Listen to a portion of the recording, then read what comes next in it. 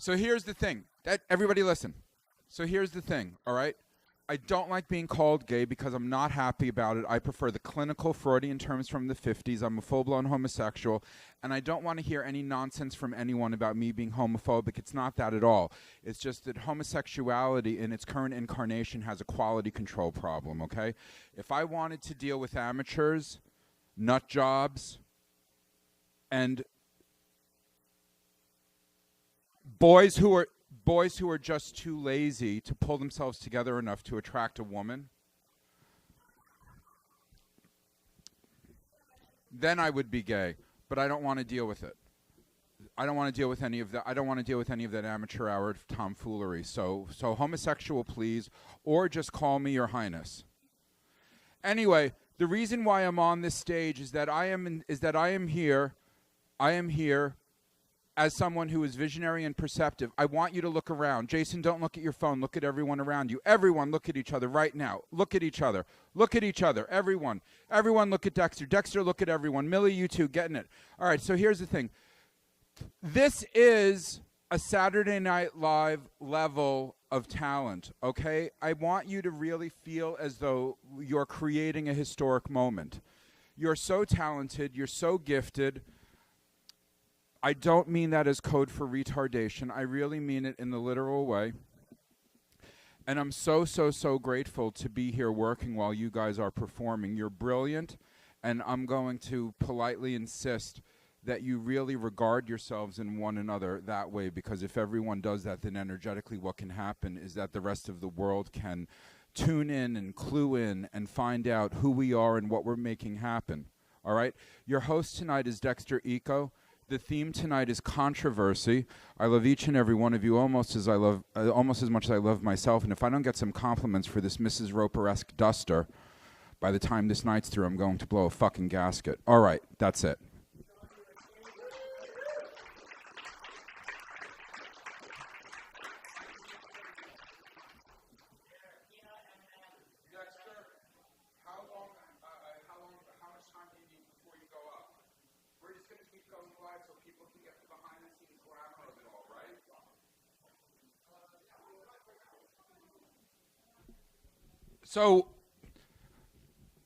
So for both of you at home, hi.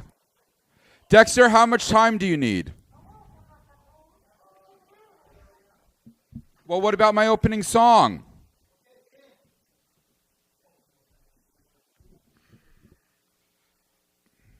Seriously, everybody, give yourselves a huge round of applause. And anyone who doesn't know the other people,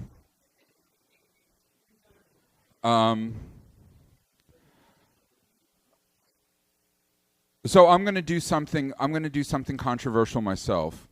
I'm going to sing a song in such a way that it may be considered not only cultural appropriation, but also talentless cultural appropriation, which is even worse. We'll see. We'll see.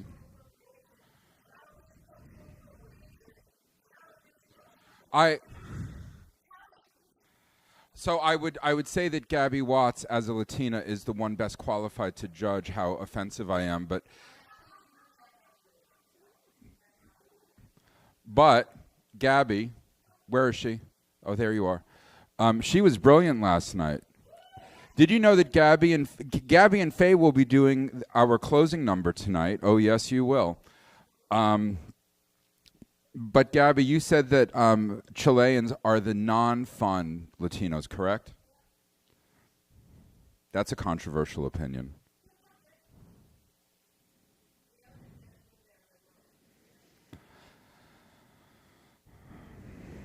All right, so by my standards, not controversial.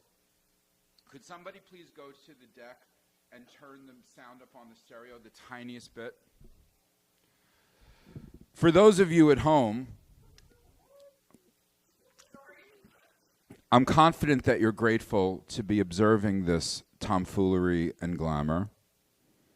Donations are being accepted Monday through Thursday from 3 p.m. to 7 p.m. And you will get a tax receipt. It won't be valid, but you'll get one. Okay.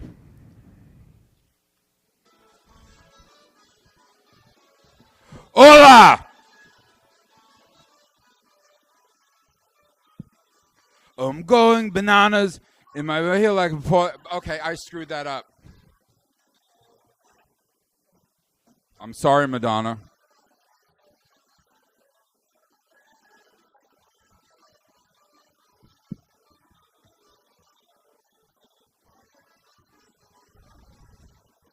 Hola!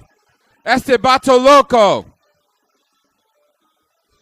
I'm going bananas, and I feel like my poor little mind is being devoured by piranhas, for I'm going bananas. I'm non-complimentous, and it feels like a tooth being drilled, a nerve being killed by our dentist, for I'm non-complimentous. Who knows? Could be the tropic heat or something that I eat that makes me gonzo. I do carry on, so for I'm going bananas. Someone book me a room in the hacienda for all my mananas, for I'm going bananas. I'm going meshuggah. All day long there's a man in my brain incessantly playing booga wooga, but I'm going meshuggah. There's bats in my belfry. Won't you make sure the straitjacket's tight? Otherwise I might get myself free. Yes, there's bats in my belfry. Who knows? Could be the wine I drink, or else the way I think that makes me gonzo. Dr. Alonso says I'm going bananas. Someone get me a bed in the Casa de Loco for all my mananas, for I'm going bananas. Yes, I'm going bananas. See, I'm going bananas. I. That was supposed to sound Mexican, but instead it sounded like a dolphin.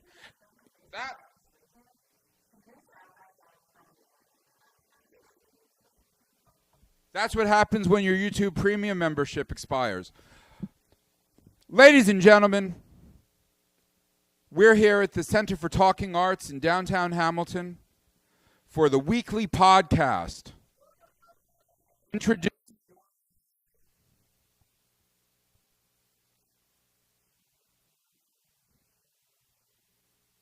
Okay.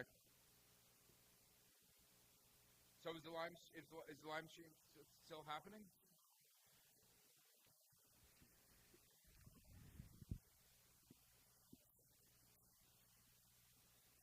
God damn it. I hate it when this happens. I'm going to have to sing another song now.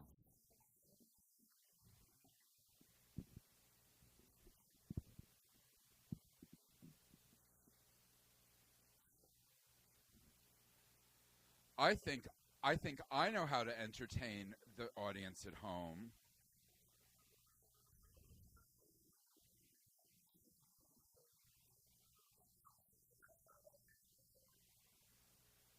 All right. By the way, this you can consider this the opening act. This is not part of the show.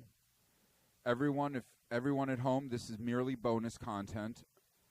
Sean Patrick Sullivan is expressly not part of the weekly podcast at CFTA tonight. I'm worried about oversaturating.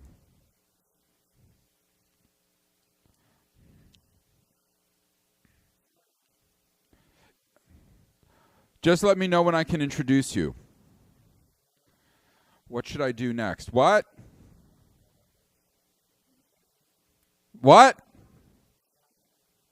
Very funny. Okay, so who in this crowd crowd agrees that Grease 2 is better than Grease 1? But I want an opinion. Okay, raise your hand if Grease 1 was better than Grease 2. Raise your hand. Okay, raise your hand if Grease 2 was better than Grease 1.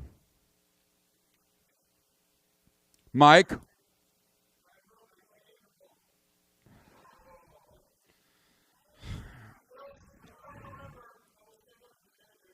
Okay, so here's the thing. All right, everybody, here's the thing. I have two things to say on this subject. The first thing that I have to say is that a little under 10 years ago, one of the American networks did a production of Grease Live. However, rather than doing the play, they did the movie, which involved more than 20 sets. And 30 seconds into the opening number by Jessie J, it started raining in a city that never rains. Everyone was amazing. I would dare say that it was better than the original movie. As a viewer, as an audience member, it's the most wonderful thing to watch, the excitement of watching a movie happening live. With all the camera work, it's fantastic. The second thing is just to punish all of you for your stupidity, because Grease 2 is definitely the better movie. I'm going to be singing Michelle Pfeiffer's signature song from the movie. If you really want to know, are you ready? I don't have to do this.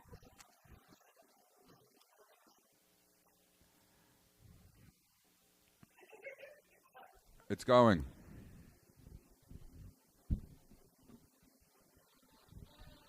If you really want to know, louder, what I want in a guy. Well, I'm looking for a dream on a mean machine with hell in his eyes.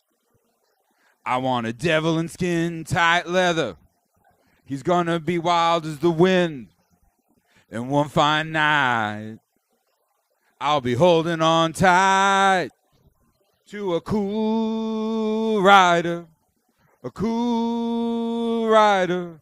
If he's cool enough, he can burn me through and through. Whoa, if it takes forever, then I'll wait forever. No ordinary boy is gonna do. I want a rider that's cool. Can somebody please bring me the stool from behind the counter? Those of you who have seen Grease 2 will understand why this is happening. No, it has to be a high stool. That's the way that I feel. I want a whole lot more than the boy next door. I want hell on wheels. Just give me a black motorcycle with a man rolling out of the seat. I don't know how I'm going to do this. And move aside. 'Cause I'm going to ride with a cool rider. A cool rider. Damn it! If it's cool enough, you can burn me through and through. Whoa. And if it takes forever, then I'll wait forever. No ordinary boy is gonna do. I want a rider that's cool. So this is the point where Michelle Pfeiffer climbs a 20-foot ladder and straddles it magnificently in a bit of unplanned choreography that when she was in the moment, she decided to go for. The director couldn't stop her. The producer couldn't stop her. No one could stop her. It was a controversial move, and that's why I chose this song to open tonight's show. Controversy.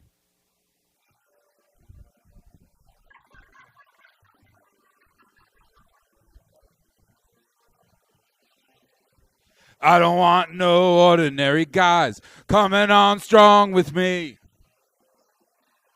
They don't know what I'm looking for. They don't know what I need. They're gonna know it when he gets there. I'll be crying, I'll be shaking. I'll do anything to let him know that I'm his for the taking. I want a cool rider. A cool rider. I want a cool rider. A cool rider. I want to COOLRIDER. I want to COOLRIDER. I want a cool rider. A cool rider. I want a cool rider. A cool rider. Take out Cool rider.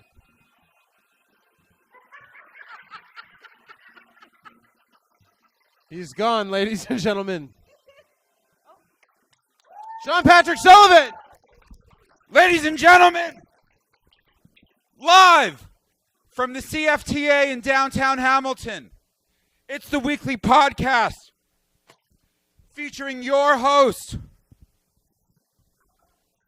the handsome, the generous, the funny, the controversial, Dexter Ico!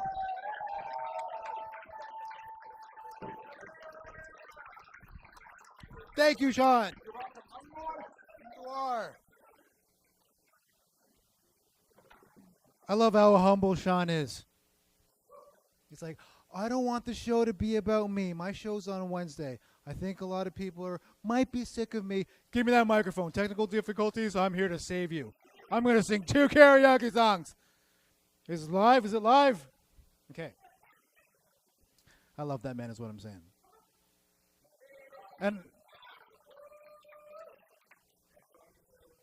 And this show is about you guys. This show is about something came up, which is now the theme. Controversy. Oh, it's so juicy to talk about something that is taboo. Maybe we shouldn't talk about. That will definitely piss someone off. And that makes you interesting. Can you crank up the volume a little bit? Millie, please. There we go. Excellent. Controversy. The camera went down again? Damn it. There's something wrong with this. Okay, the show must go on. We can't deal with that. Whatever. So just use camera 3 and camera 2. How is everybody doing today? Yes. So we have Mike, we have Robert, we have Neil, Faye, Brandyn, Rachel, Trevor, Gabby. And then we also have Jason somewhere, probably in the washroom or outside. Come in, Mr. Thompson. Ta-da! Join the club. Okay. I think that the kryptonite for stand-up comedy is a healthy relationship. The kryptonite for comedy is a healthy relationship because if you're in a healthy relationship, you make your partner laugh all the time. That's all you want to do, right? And then the stage competing with that is like, why when I have this one audience member just loves everything I say, don't you, honey? So one time, Millie and I, we're in the shower, taking a shower together. And I'm going, okay, babe, I have these jokes, okay? I want to tell you these jokes. And she's standing there going, okay. And I spit them out one at a time. And she's not laughing. I'm like, babe, come on. Where's your fake laugh? You have to practice your fake laugh just so I'm here vulnerable, naked with you, emotionally naked with you, and all you can do is stare at my fat cock. Like, come on. Eyes up here, babe. Come here. So, yeah, women should own the word bitches. But they don't, because I use that word all the time. I love using that word. It's very derogatory, but I do not have a vagina. Now, if women got together, empowered themselves by taking that word back, like the N-word, black people have it. Full license. If women took the B word and made it the B word, the power they would have, I can't just go, Billy, stop being a little, excuse me, Dexter, grabbing my crotch. Oh, you have a penis and testicles. You cannot use that B word, bitch, only me. I was going to say complainer. He's a little complainer. But with the same logic, guys, men, should take the word guys. When did women started using guys to mean everyone? No, that's our word. You can't use the G word, that's our word, guys, because we have testicles and penises. Use another more accurate word, like people, folks, you, right? So, yeah. But since you're not taking the word bitches, I'm going to use it as often as I can. Okay, my bitches? Okay. Yeah. The other day, when was that day? It was after Toulou's roast.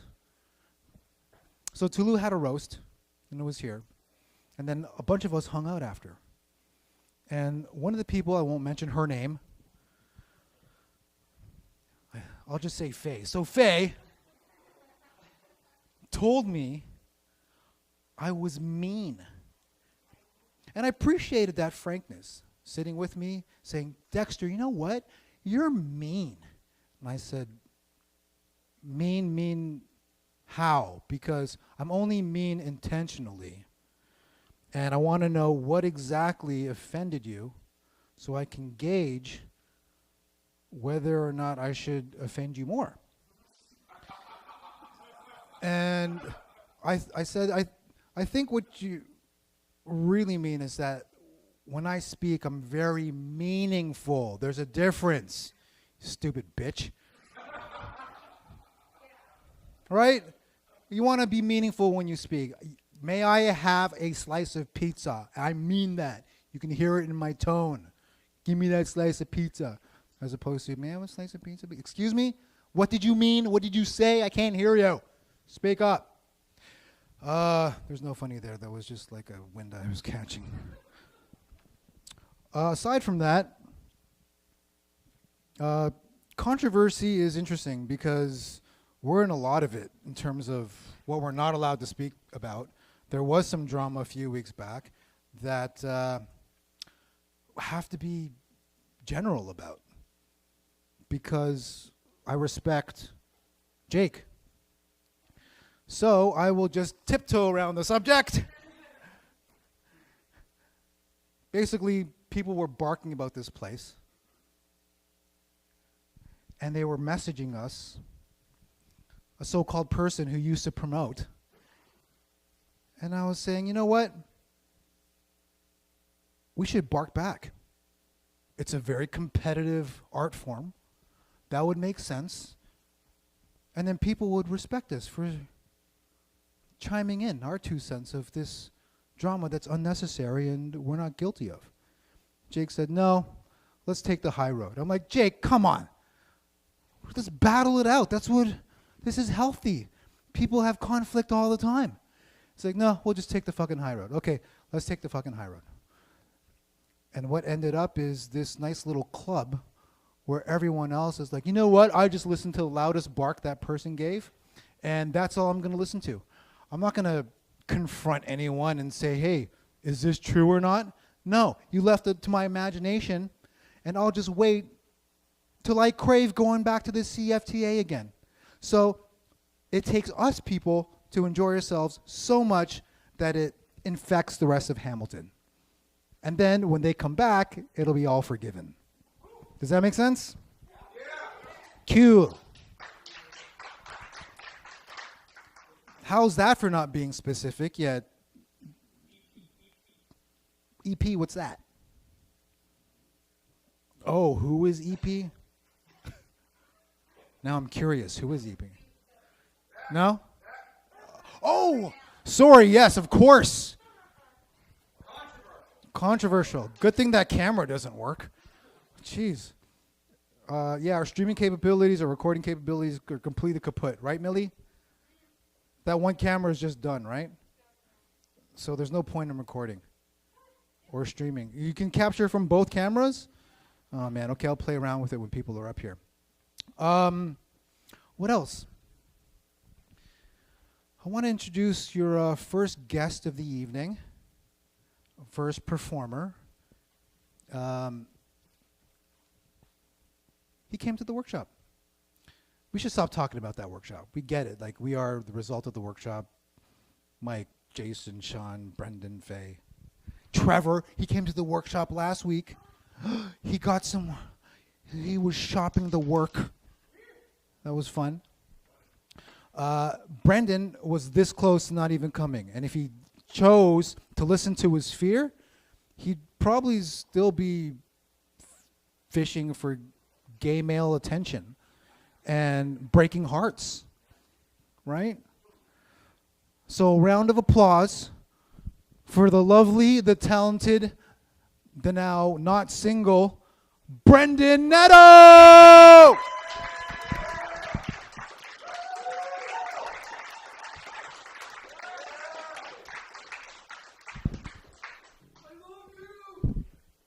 I love you too. So, I'm Brandyn Neto. On the outside, I look like this.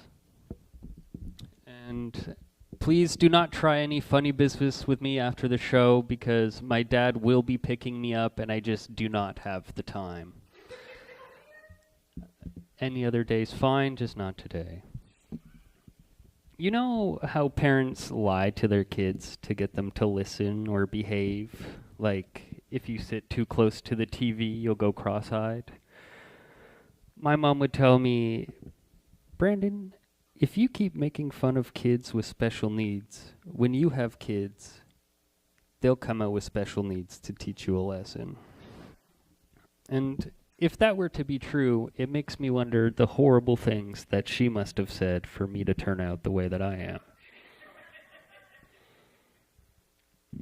am. It made it hard because I never knew what to believe when she told me stuff, because she told me that ladies love a man in uniform. Now, I know for a fact that's not true, because my dates would get quite upset with me and leave when I showed up in my Arby's uniform. So my grandparents basically raised me, and from that I learned there are TV shows that they should probably stop watching now. The main one being Family Feud. They are far too racist for the amount of black people on that show. My grandma always asks me kind of inappropriate questions like, do you think that's her real hair? Or, where's their dad? I just have to say, Grandma, it's 3:30 in the afternoon. It is too early for this racism.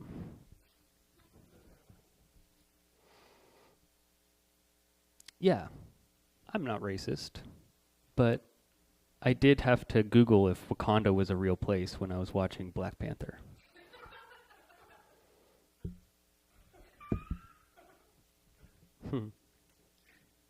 And thinking about it now, my friend is mad at me because we went to Starbucks and I ordered a grande African Americano. I was quite disappointed when Darius Rucker came from the back. I don't like the song Wagon Wheel.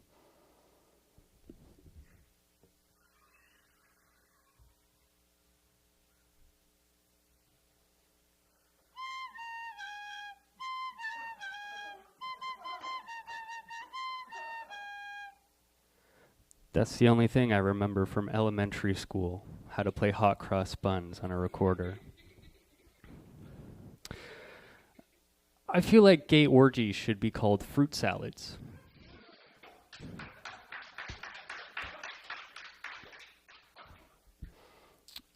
I learned at a young age being gay isn't a choice. My uncle would tell me this is happening whether you want it or not.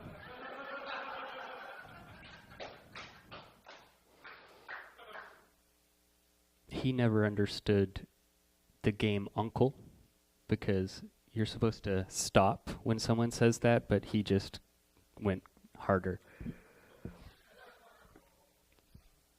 Yeah, like Dexter said, I'm not gay. I'm really not, but I have started to go on dates with rich men in exchange for going somewhere cool and a free meal. So I guess that makes me economically gay.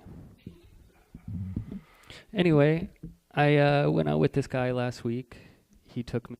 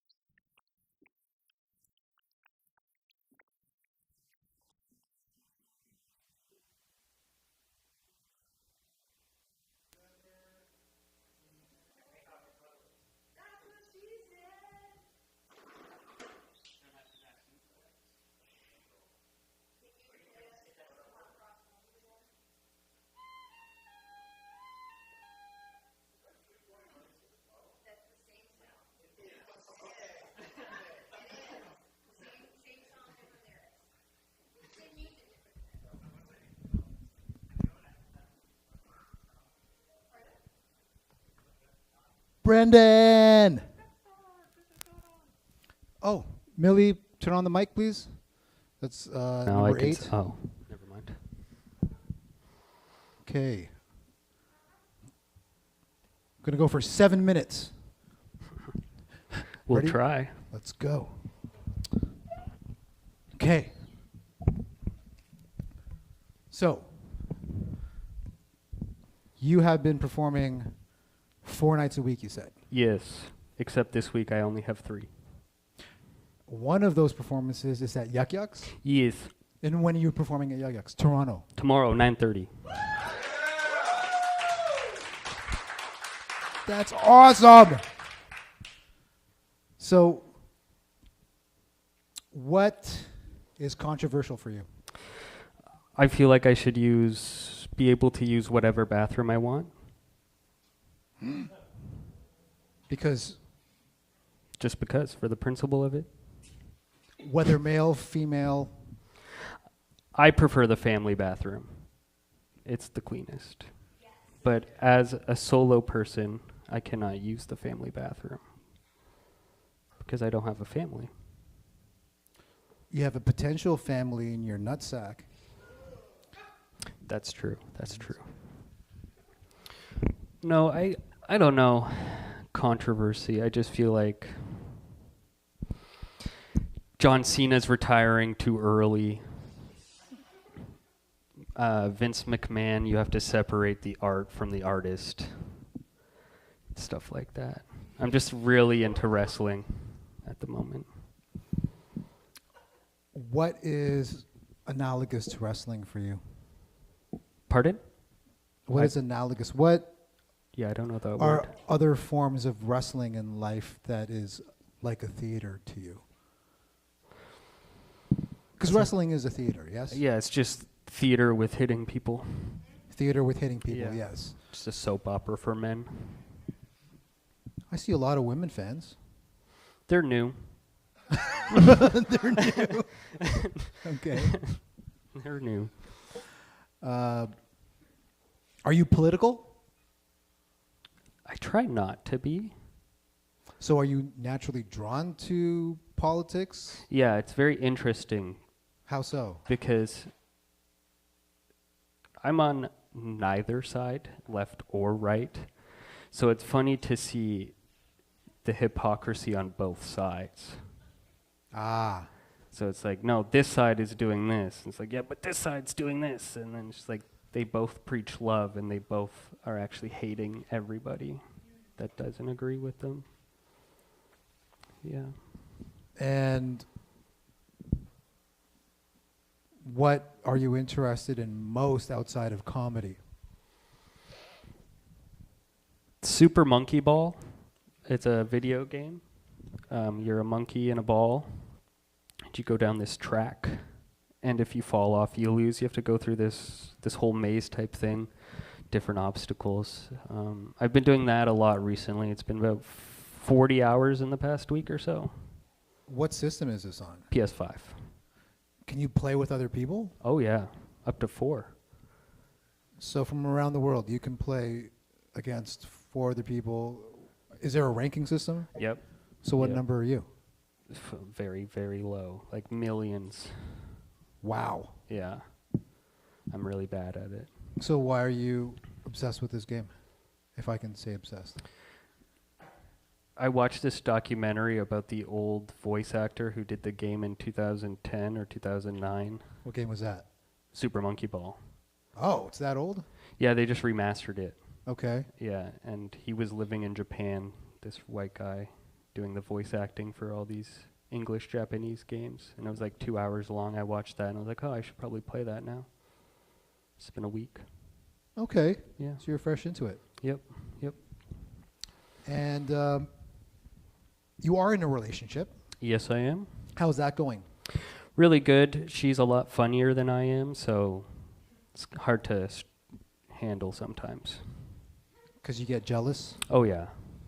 Yeah. Sometimes I tell her, hey, knock it off. No, you're the comedian. Exactly. You are.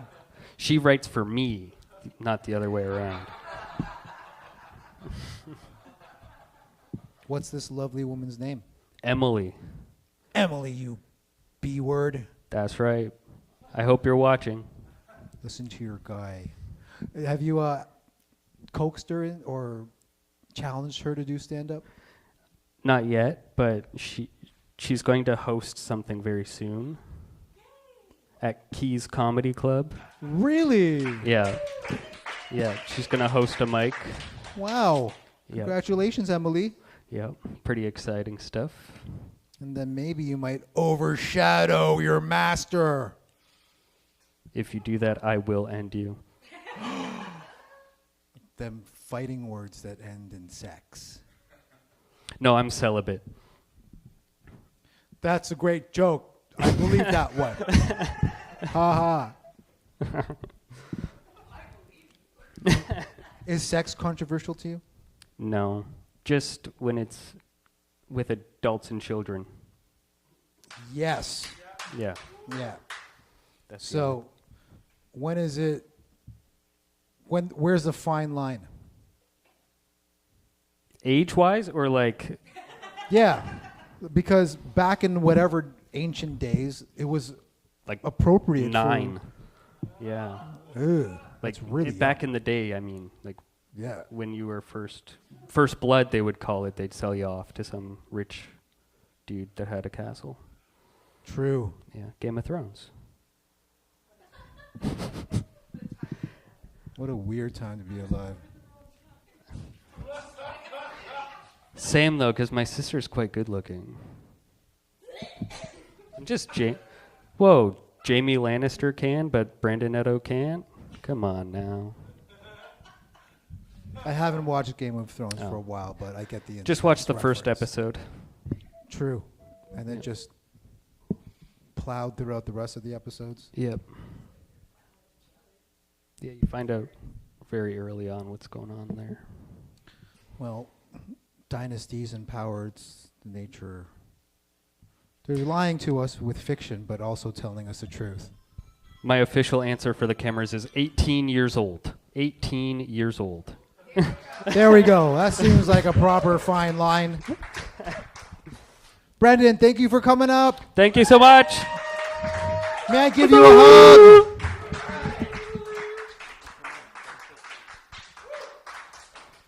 Yay!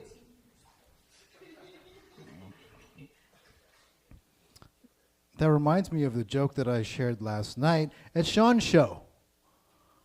So I love ruining songs for people. And this pissed off Millie, but I found it funny. You know the song by Hall & Oates? Kiss on My List? Because your kiss is on my list. All I did was switch out kiss for tits. Because your tits is on my list. Because your tits is on my list. And it's only funny after when she can't get it out of her head. So, and what was that other one? Yeah, thinking that, I fucking hate repeating myself. I wish there was a new kind of stand-up concept where you went up without a net. That exists. People understand that term. You go up with no material and just wing it. See what happens. That's never real?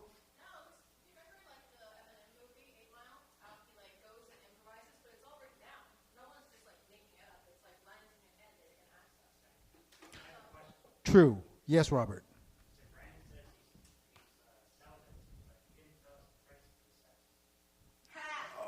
Oh.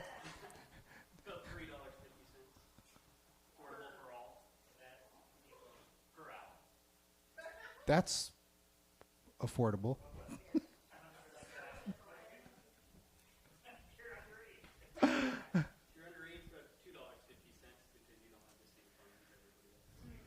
Aw.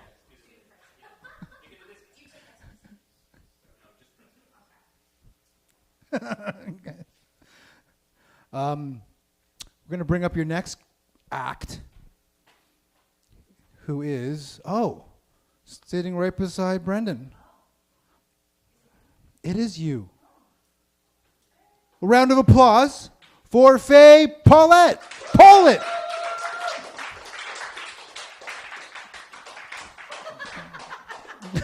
No, it was like that. Faye Pollett.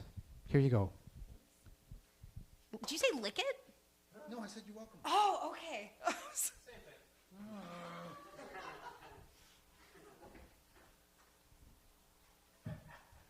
Oh, man. Sorry, that threw me off. Oh, my gosh. How are we all doing? Whee! Oh, no, where are my notes? Clap, clap, clap, clap, clap, clap, clap. Some might call twerking ass clapping. That just popped into my head, but when twerking was a big thing in the 2012 era, my friend taught me how to twerk, and I learned the motion, but turns out I can twerk everything but my butt. It's not very sexy. At least Brandyn thinks it's funny.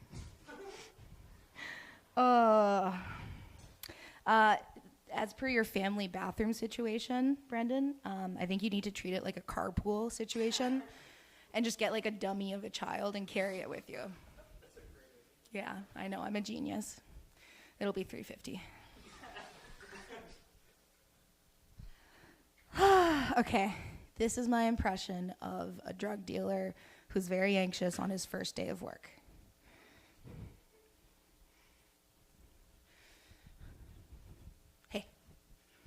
Yo, hey, drugs, you want to buy some kids?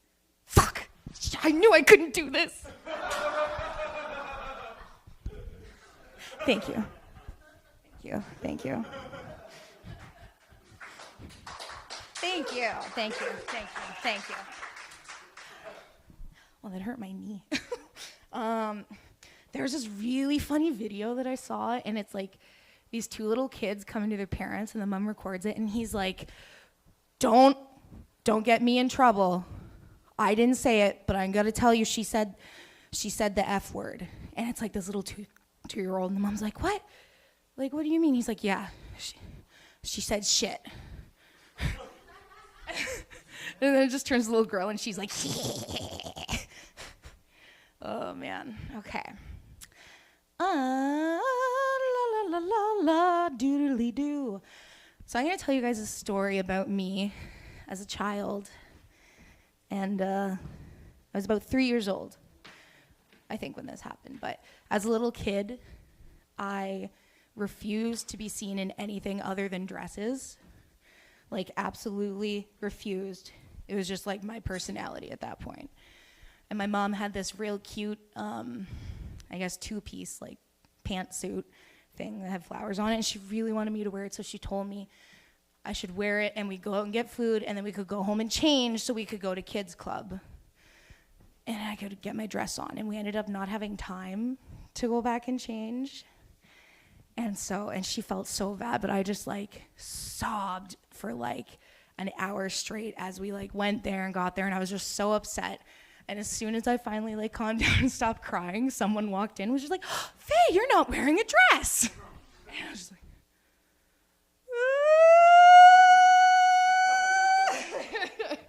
yeah. So that was really sad. But I thought about that recently because I've been trying to dress up a little more when I do stand-up to kind of, like, present myself to the world, which this isn't funny, but it kind of bugs me as, like, a lady and also as a fat lady because, like, who just laughed? I'm just kidding. How fucking dare you? I'm just kidding. I said it wasn't funny. No, it kind of messes with me that I need to dress a certain way to be perceived or taken seriously. The same with, like, makeup in the workplace and how it's kind of expected, and otherwise it's like, oh, you look sloppy. And I know this isn't funny, this is just me talking about it. Maybe that's controversial because this is an open mic. Okay, that one fell flat.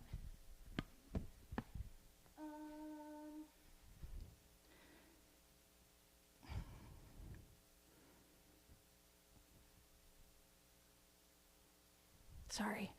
You know what I learned recently? What? Puff Daddy and P. Diddy are the same person. Really?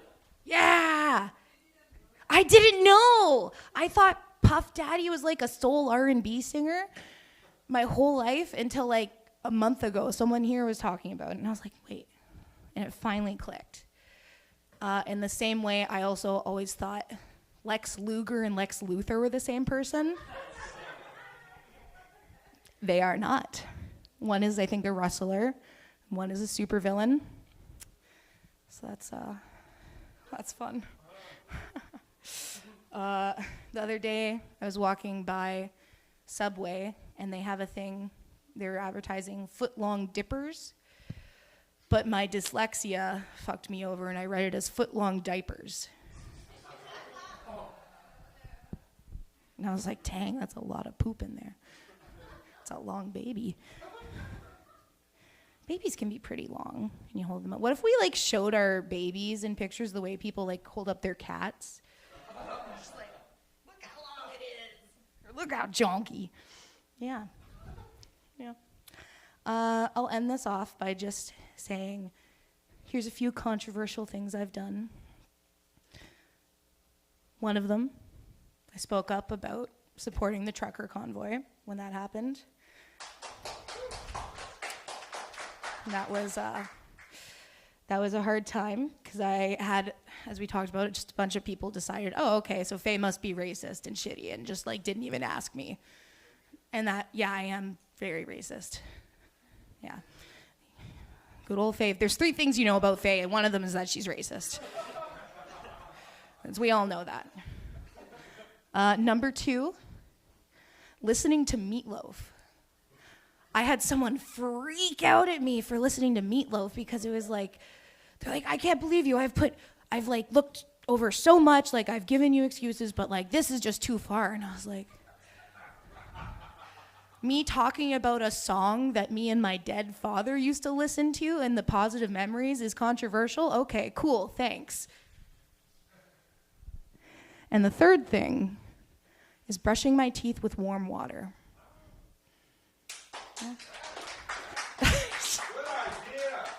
It hurts my little teethies. It's too cold. Man, okay. On that note, I'm going to bring back our lovely host, Dexter Ico.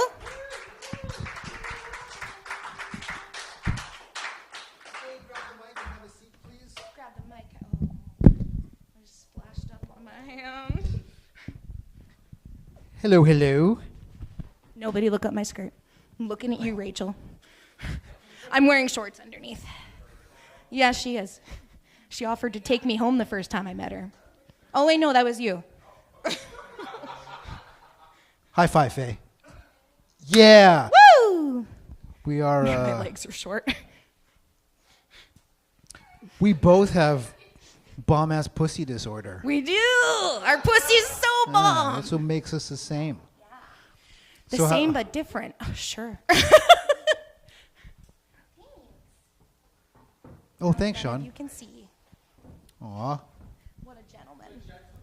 I didn't even think of that. How is Sorry.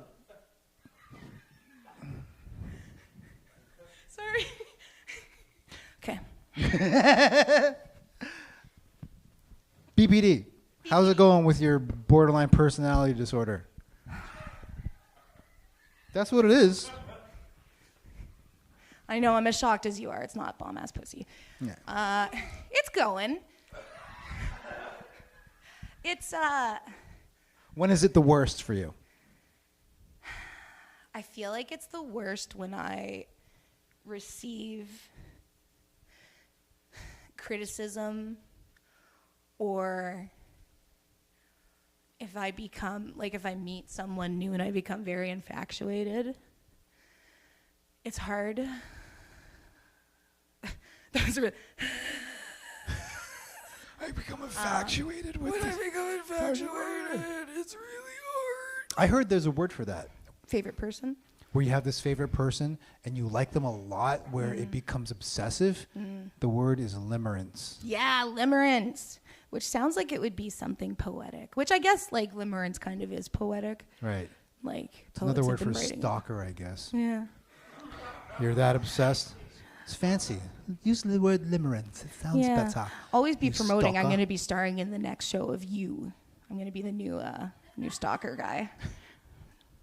And so when people criticize you, that's when the BPD just kicks in and says, Yeah. you don't know yourself. Because what's the definition of one aspect of borderline personality disorder? I don't have a view or a sense of self, very strong sense of self, especially outside of what I think others think of me. Yes. So if I receive like feedback and I'm like, oh my gosh, this person thinks I'm lazy, they think I'm like not trying, they think I don't care, and it just like I spiral very hard with that. Yes, I relate to that for sure. Yeah. It gets easier as you get older. Yeah. How do you find your BPD benefiting you, or it's advantageous for you? Have you thought of that in a sense? Yeah, I think. Sorry, I'm just like wrapping this like a ribbon. Christmas is coming. She's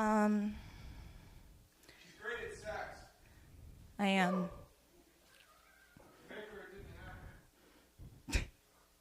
You can find that on my OnlyFans, faye.pollett.com. You can't afford it. You're also neurodivergent. I am neurodivergent, if you couldn't tell. Do you identify with ADHD as well? Pardon? Do you identify with ADHD as well? Yes, I do. I got diagnosed a little bit ago, and I was like, oh, I don't know. And then I went and got reassessed, and they were like, yeah. My mom actually just got diagnosed with ADHD this week. Wow. Yeah. Yeah, she's turning 60 this year. Okay. She's, but yeah, the neurodivergence. I find, just to answer your question, the plus side, I guess, of BPD yes. and neurodivergence is like, well, I have very intense emotions, and that does mean all of the spectrum, like negative, but there's also the positive. So like I love very hard. That sounds so cheesy, but like You do. I get. I love you very. I love you too. Okay. You love very hard. I love very hard, not in the sexual way, but also that way too. Of course. Of course. BPD. BPD. Yeah, I think like it also enables me to have really good empathy, I guess, like because I can put myself in people's shoes pretty easy. Yes. Which is something I've learned to do as like I've learned more about myself with BPD and like gone through like group therapy and shit. Have you ever thought of counseling or Yes. coaching or Yeah. psychotherapy as a profession? As a profession? Yeah, or as an occupation or as a Yes, a vocation. I've thought about coaching. When I was in high school, I wanted to be a counselor, but then it was just too. My brain has a hard time with, and now I know I can attribute that a lot to my ADHD. I have a really hard time with like the work structure of those courses, or I just find it very overwhelming, and my brain has a hard time doing it, and I would just have a lot of meltdowns. But Okay. it's definitely something I could potentially see in the future, because I love I fucking love listening to people and love talking and just like, I don't know, making people feel like here is my attention, I'm giving it to you, like you fucking matter.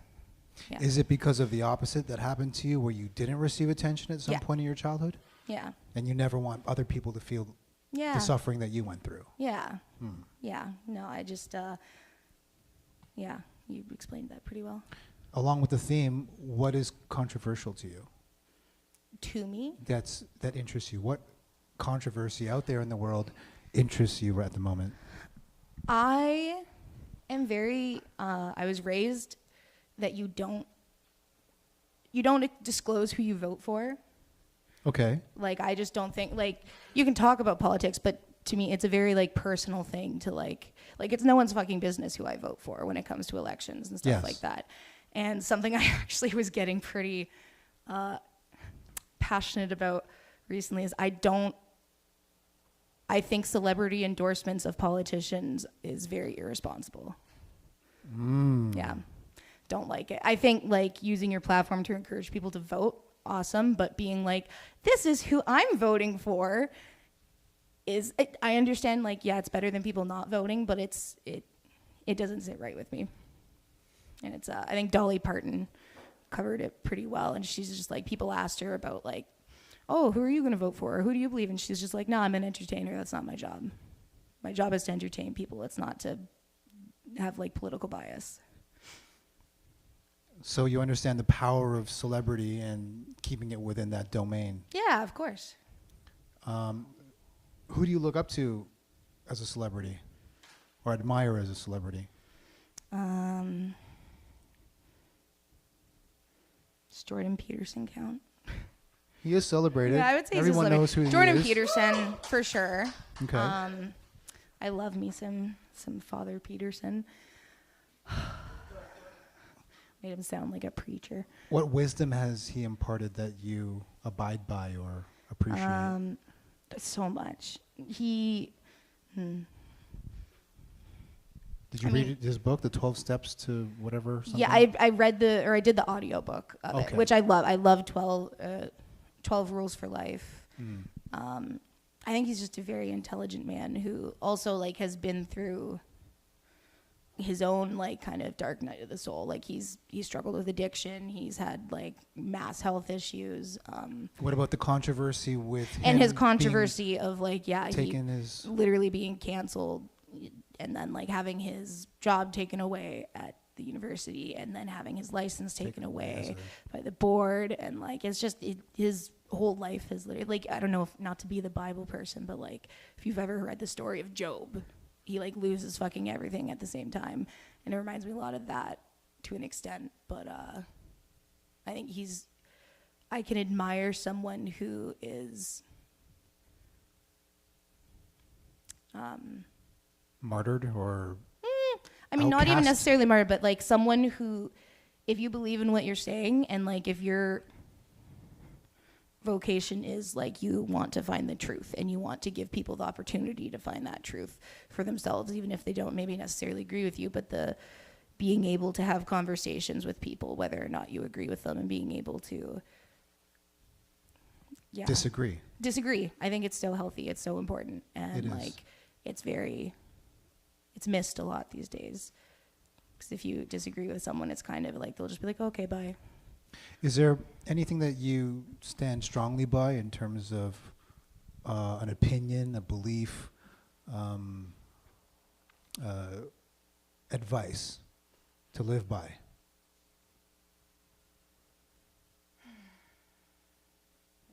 That's a good question. One thing I know of you love kids. I do love So you kids. hate the idea of anyone even harming a child. Yeah, fuck it. Yeah, I know that one. Yeah, I very strongly believe that like it's our duty as like adults, but also as like a society to protect children, and like something and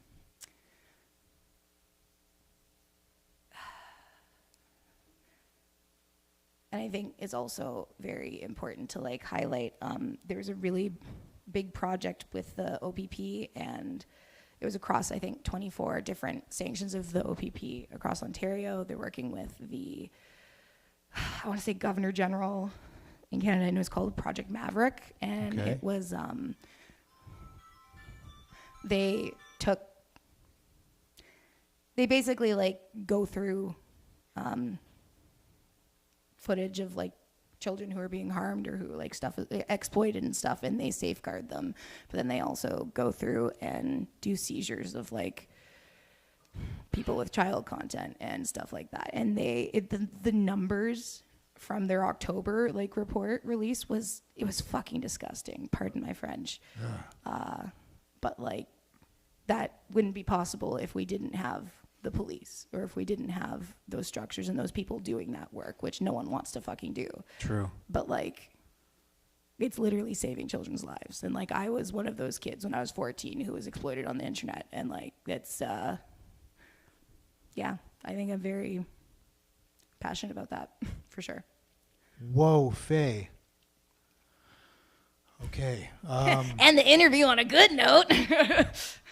we have to keep track of you and see if we can talk about that in a positive way. Yeah. But thank you for sharing that. Yeah. Thank you for sharing your heart Of course. and your brilliant mind.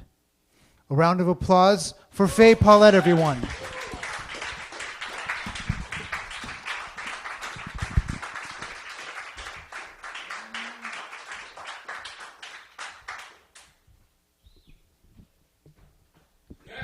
Okay. I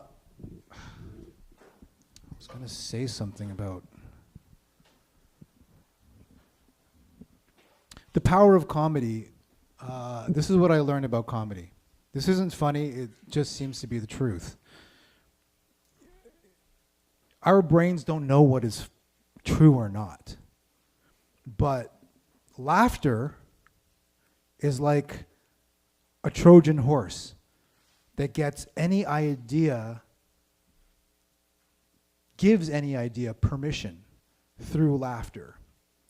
So what I've analyzed is a lot of popular comedians making very funny jokes about pedophilia. But what I don't see is joking about punishing the pedophile. Never joke about that. And I have this weird conspiracy theory that people allow for certain things because they understand the power of language. And with that Trojan horse of here's an idea, laugh at it, that means you'll give the population permission for the sick-minded to do whatever they want. Because if they don't have the ability to empathize with other people or care about human beings, and you joke about it, off they go running to that particular vice or fetish. And that wasn't funny. And it wasn't meant to be. Just a little thought. Now it's yours. To have and to hold. To think about what you say and how powerful your ability to make people laugh is. Little betches. Okay. Next on the list is who? Faye? Oh, yes. So, little thing about Gabby. She was the first person to come to the CFTA. The very first. She arrived here with her son, wondering what this place was about, and I was still building this stage, and she was very polite, a little shy, and in comparison to who she is now, she's really blossomed in all the ways she's wanted to. So please give a wonderful, warm round of applause for your next performer, Gabby Watts.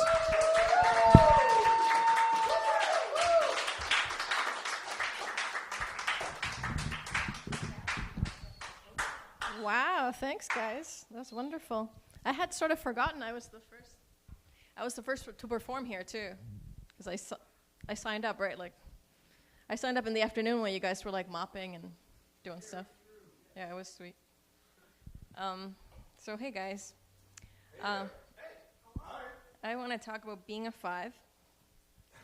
I think that being a 5 is really great because I'm cute enough that people get attracted to me, but I'm ugly enough that when they get attracted to me, they feel like they discovered something.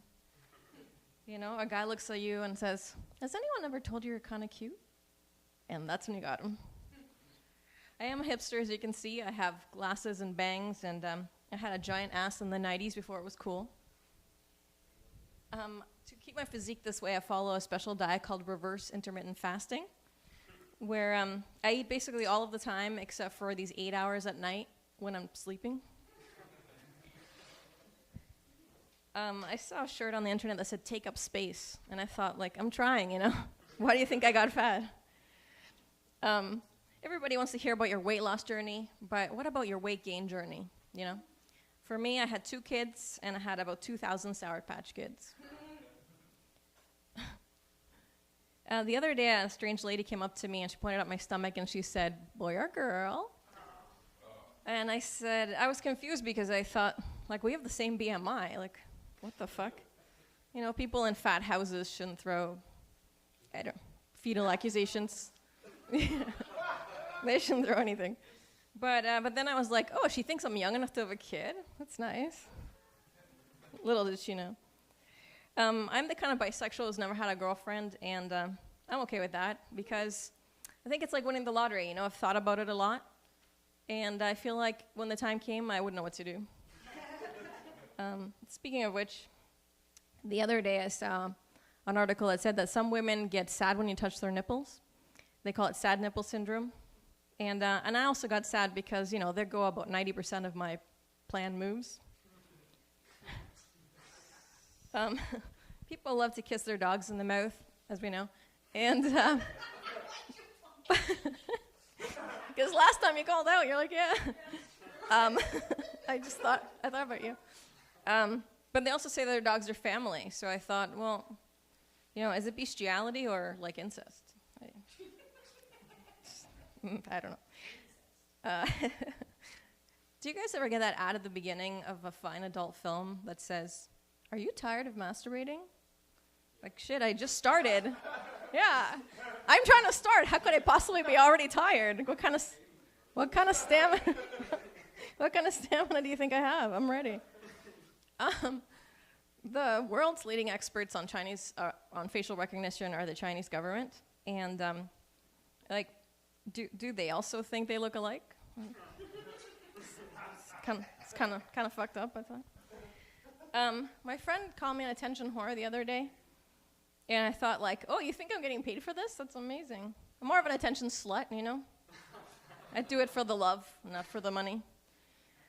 My brother tragically killed himself, and my mom gets upset when I say... That's it. That's the joke. No. My mom gets upset when I say that being raised by her has a 50% survival rate.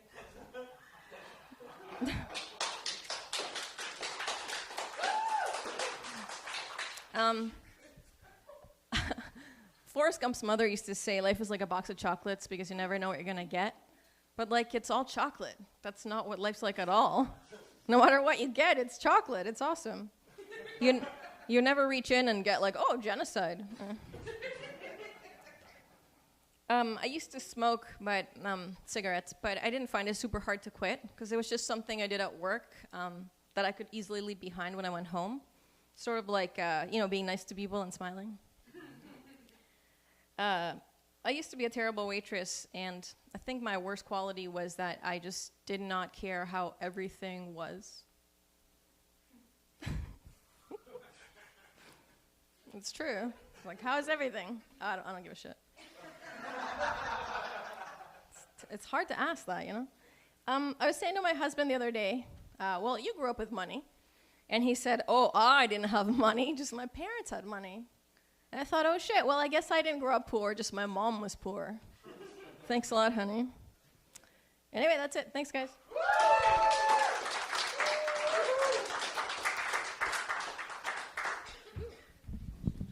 Gabby Watts. Yeah. So what happened to Gabrielle Mazza? Oh, I remembered that no one can pronounce either of those names. Oh. It all came back, yeah. So On Thursday, actually, when Greg introduced me as, I don't know if this is a man or a woman. Hang on. Gabriella. And I was like, yeah, I'm out. Because that's why I like Gabby more, because people don't know how to say Gabriella. Mm-hmm. And it's been 30 years. I can't hear another attempt. You know? Or when people go, oh, it's close enough, Gabriel. And you're like, is it? Is it close enough? Did you not see that A? Yeah. Yeah, it's bad. Like, you ever meet, like, a Chinese friend and their name's, like, Jennifer? And you're like, no, you should fight for people to say, and it's like, no. No, I used to know a girl named, and none of us could ever even say it a little bit, you know? So Jennifer, or whatever. Okay, so Gabby's Gabby. like my Jennifer. Great. And Watts is just my husband, so. So it's like Prince, the symbol, now you're back to Prince. So it's Gabby. Oh, that's Gabby simple. Watts, Thanks. whoever, Gabby, Gabriella, we know who we are. Controversy. Oh, What yeah. controversy interests you now? Actually, I was thinking about things that people find controversial that I don't. So it's sort of like backwards, but I'm really interested in conspiracy theories because I think they're like a scam to keep people from thinking about stuff. Because the original conspiracy theory is JFK, who shot JFK, and that only came about because the whole story was kooky. People were like, one bullet, the one bullet theory, and everybody was like, it seems like something else happened. And so when people get curious about anything, they're like, oh, it's a conspiracy theory. I'm like, but some of that stuff happened. Like, I think it's because I grew up in a dictatorship, and it's like the actual CIA made that happen. Like, we have like papers. It's not. But then people are so used to dismissing anything that sounds fake. You know what I mean? So we kind of tend to think everything's. Do you know what I'm saying? Like, I do. Like if I say to people, I grew up in a dictatorship that the CIA caused, people are like, no, and it's like, yeah, they have. It's called Project Condor. It's got because eventually they declassify everything, right? Yes. And then by then no one cares. True. Right? If you wait 20 years, nothing. Like one day they'll declassify the whole JFK murder, and people will be like, we don't remember that guy. So. Do you think that he was murdered because he wanted to abolish the gold standard? I don't know. I think there were so many shady players who wanted him dead for their own reasons. Like, it's probably just anyone's guess. Like, I think the mafia wanted him dead, and the rest of the government, and the whatever. So I think, like, maybe they all got together and did it, or...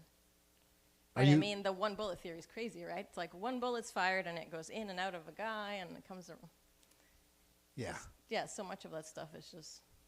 Or like chemtrails. Like, you're telling me that the sky's just full of lines now, and it's normal? Like, when I was a kid, they were in chemtrails, and we had planes. So, like, I don't know. It's, like, weird that people are convinced that if you worry about certain things, it's, like, weird. I just like the sky. Like, that's not a crime. True. You know what I mean? Yeah. You ever look at it and it looks like a grid? And you're like, what the fuck? What's going on there? Well, I think it's proven that they are fucking with the sky with chemicals. Yeah, like whistleblowers come out, and then people are still like, nah, I want to think it's nothing. I'm like, well, okay. Do you think that's designed, like psychologically, in terms of social control of how we think? We all want to think stuff is nothing. I mean, like, I wouldn't be political if I didn't grow up in a political clusterfuck, right? If I'd grown up here, I'd be like, oh, I don't know, voting's overwhelming. But, like, once shit hits the fan, like Faye was talking about the truckers, like, people only become politicized when something's bad, right? Mm-hmm. So I think most of us just want to keep our head under the sand, which is fair, right? Like, news is so overwhelming. Like, nobody wants to be sad about Gaza. It's just easier not to think about it. So. What news makes you happy? Oh, my God. I'm kind of a grump. I don't know. Happy news? That's pretty crazy. Happy news, that's pretty crazy. Yeah, that's what quotable. is happy news? I can see you wearing a T-shirt with that slogan. Happy news, maybe the advancement of AI, maybe the stats that even though there's a lot of coverage of war happening, historically there's less war going on than centuries past. Well, AI scares me. Did you? I don't know if you were around. I told the story once about how when I was a little girl, I saw a movie where a computer house rapes a lady. Did we ever talk? A computer what? Okay, it's 1977. It's called Demon Seed. It stars Julie Christie. So I was 11. It's not for an 11-year-old girl, but okay. What do we know in the 80s? Right. And so it's basically like an Alexa, but in the 70s. So it's like a whole house is automated, and the voice who like opens the window for you or whatever, he becomes self-aware and he wants to take over. So he starts murdering people, and the like end and climax is that he like sticks like probes into Julie Christie, and it's like. So I especially feel like, I guess it's like how Terminator did that for other people. I never really watched Terminator, but it's like that fear of like the robot uprising. I have that pretty strong. I don't trust AI. And right now they're just useless. Like, you ever go to like Facebook and there's like a blurb now, like you see like a post about Fight Club, and they're like, most people are agreeing this movie's pretty gay. Like, I didn't need AI to summarize the comments for me. Like, I don't know, it's weird. But, yeah, no, I don't like the future. I'm a Luddite. That's like, I also call it a future fighter. Mm-hmm. I just feel like the iPhone 8 I have is fine. Like, where are we going with this? Yes. You know what I mean? I Like, do. I feel like that rapidly accelerating technology is like, I mean, I've seen a lot of dystopian movies. Like, have you seen Minority Report? Yes. Like, I just feel like we're like on a slippery slope to like putting the phone in our eyeball and stuff. Like, I don't know. The future scares me. I don't like it. Isn't that almost inevitable? That's what they want you to think. Transhumanism, Ugh. technology under our skin and in our organs to help us. I mean, considering that we have the phone in our hands like that anyway, one day we're going to say, oh, my hand's cramping. Maybe if the phone were just like, implanted somehow. But it's so fucked up. I don't know. How would you describe yourself? Your personality type. Holy shit. Well, I'm very Chilean, so serious and boring. Serious and boring? Yeah. Like, I hate fun. I think I talked about it here, too. My dad, when my dad left, he used to try to be, like, a fun dad who takes you, like, to the fair. But I was, like, sad that he left, so I'd just be, like, sad at the fair. So I, like, when people want me to have fun and want to rally me, I'm always like, oh, like, I can't. You know what I mean? So, yeah, I'm not fun, prickly, shy. Also grew up with a lot of earthquakes in Chile. It's just shaking down there. And we don't get scared. So if you move to Chile and you are super afraid because it's like an 8.1 earthquake, Chileans are unfazed, which is also scary for them because it's like something's wrong with us. But we can't get scared. It happens all the time. It's just like... So you have that quality. If you're in a group of people and shit hits the fan, you're the ground they stand on because you're just cool, collected, know the answers. That sounds a bit altruistic. I'd probably just bail. Be the first and then they would follow. I mean, I'd be calm, but I'm not like the savior person. I don't... Like, you ever take that alignment chart from D&D? It's like true good, like, what is it? Neutral, good, evil, whatever? Mm-hmm. Yeah, I'm always like true neutral. The person was like, whatever. But also I'm a big city person, and that's a big city thing where, like, someone fell, well, you better keep walking. We can't make a whole pile up. Like, it's... True. Yeah, it's like lacking empathy, but also we have to keep it moving because empathy will create, like, a whole clusterfuck, right? So... Yes. Anyway, I went over the time. I'm, you know... Let them jump in front of the subway because we got places to go. There is truth in that. I don't disagree with you. Thank you, Gabby, for coming up on stage, performing, and being interviewed. Gabby Watts!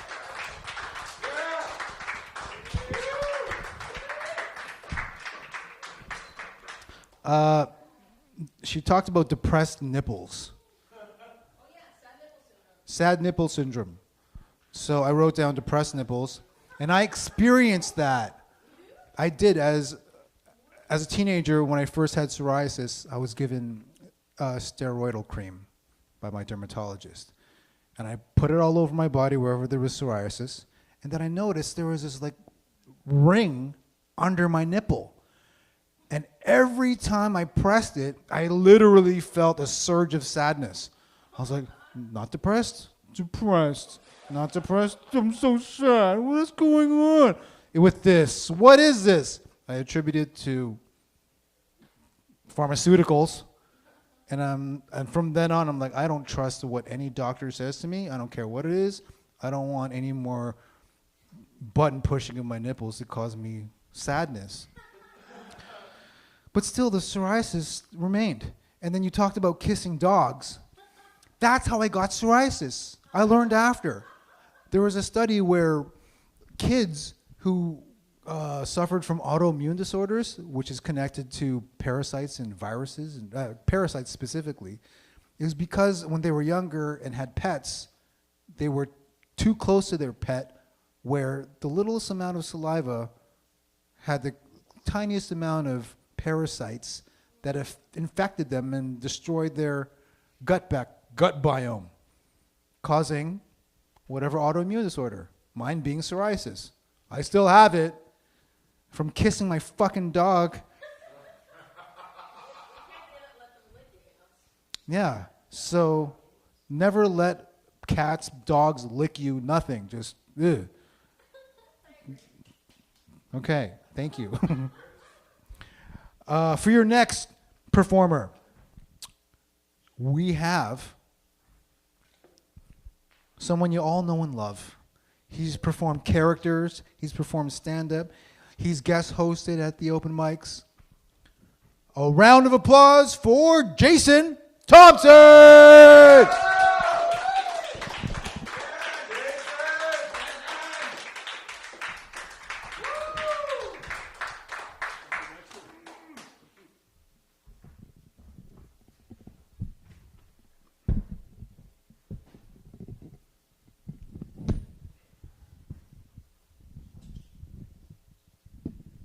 Yes, thank you. My name is Jason Thompson.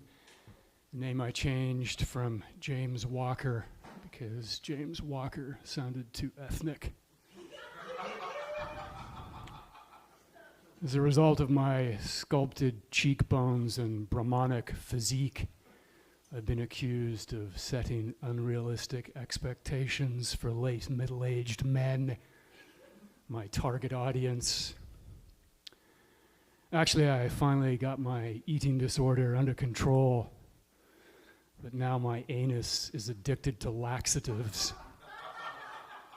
My comorbidities have become a real pain in the ass. I was born a child of the ass, my mother told me, as a result of her rapist's ejaculate leaking from her anus, seeping into her vagina, activating her fallopian tubes until finally expelling me from the polluted, empty, barren, pregnant womb that she called her empty, pregnant, barren womb. What comes next?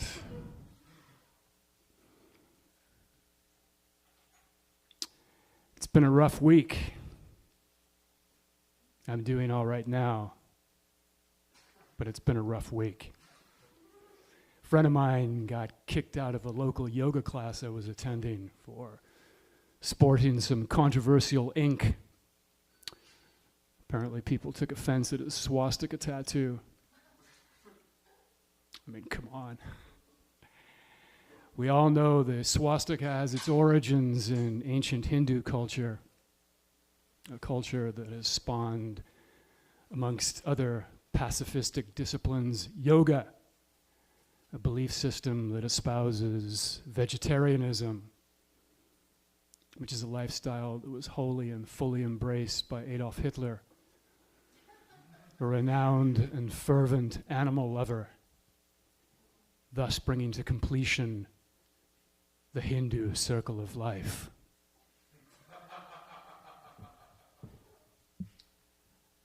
Thank you.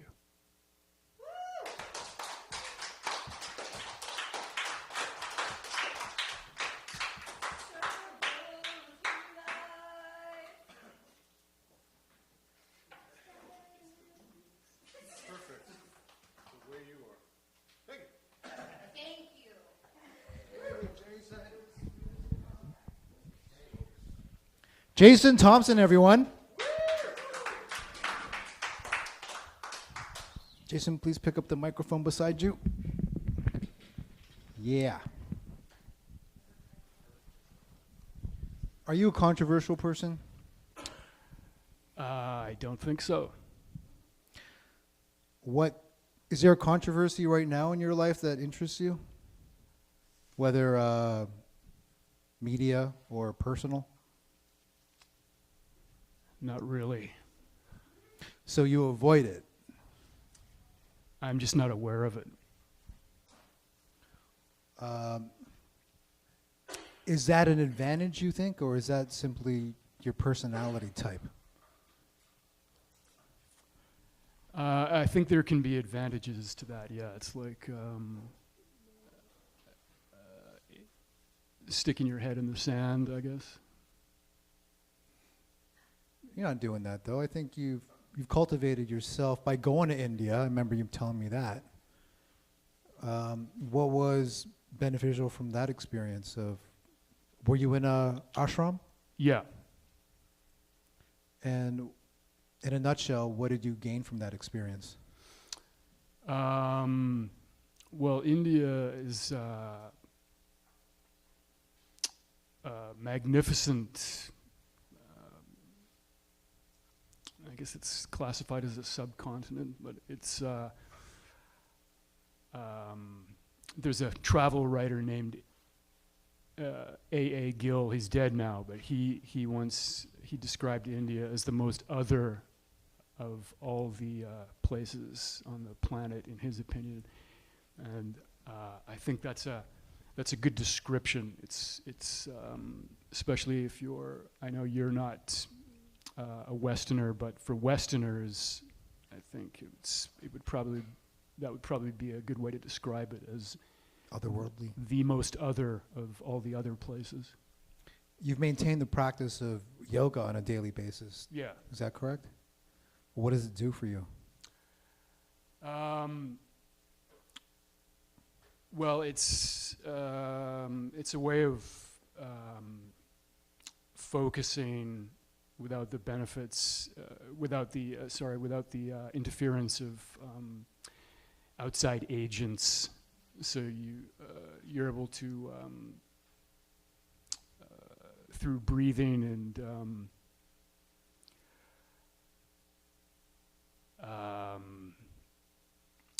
postural exercises and linking the two, you're able to maintain an equilibrium, which I guess some people who don't have the luxury or the time to practice use outside agents to maintain that equilibrium, mood stabilizers and things like that. Okay. So it's you're achieving the same results. It's just I'm trying to avoid using the word holistic or natural, but that's what it is. Yeah. So, who were you before yoga, and who are you now? The same person. Okay. I've started doing it when I was 17, so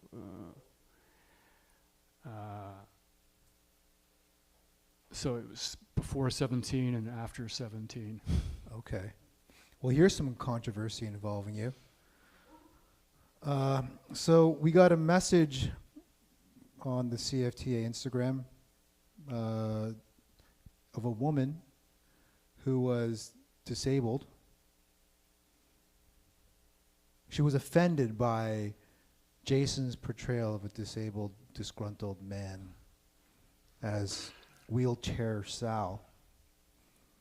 And that has since been removed in respect to her person. What are your thoughts on that? I wish I'd read the comment. I didn't see it. That was on the website? No, it was private. Oh. And so we've since taken down your wheelchair Sal video. Oh, you did? Oh. From Instagram, unfortunately. Is she a paying customer? No, she's a follower. So that benefits you, the fact that she's a follower? There's more than me involved in making that decision, and I wasn't the one who made the decision. I understand. And Jake said, you got to choose your battles. Sure. And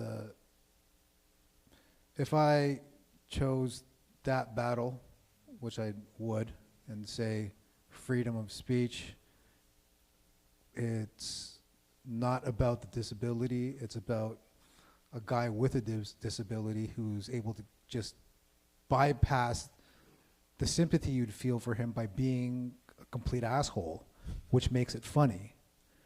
Then I'd be fighting wars all the time with people because I'm quite confrontational. So how do you feel about your performance being taken down? Well, that's like up to Jake, I guess. It's the only thing I can say in response is when I did it at Levity. The first time I did it at Levity, and it was in a very raw state. I mean, it was essentially the same thing, but it wasn't as polished. A double amputee came up to me after the show and shook my hand and said, "You probably second-guessed your decision to do the wheelchair act," and then said, "I'm so glad that you did it and that you didn't decide to bail, because there's this very patronizing attitude that people have with regards to people with disabilities. They think that they have to be protected from things like senses of humor and stuff like that."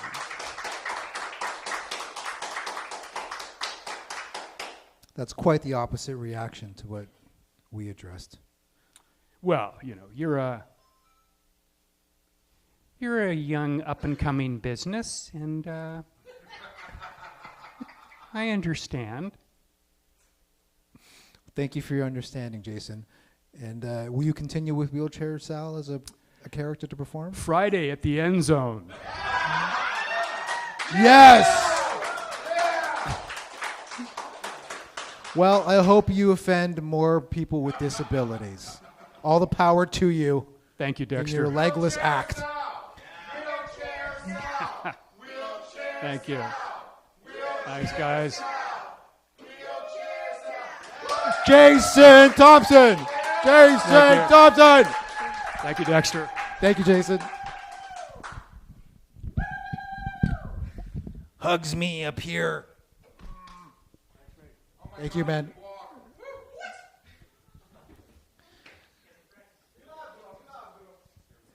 Okay.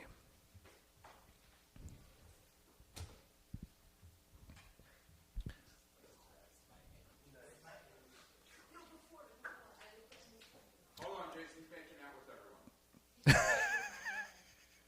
Aww.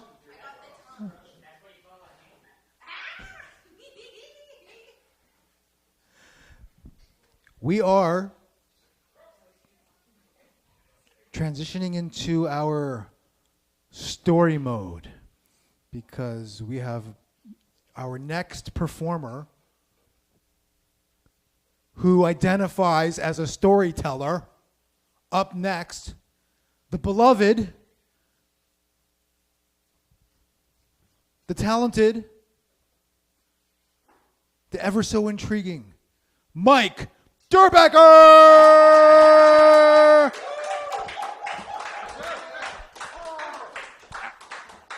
I got a microphone. I want to show of hands. Anybody here gotten through life and never said anything stupid that they regret? I see no hands. Okay, good. It's a universal state of mind. I got away with it once. And when I say get away, I did not say something stupid that I would deeply regret once. And it was a response to something we've been talking about tonight. You want to make an unspeakable joke? Go for it. Absolutely. Do it. Enjoy it.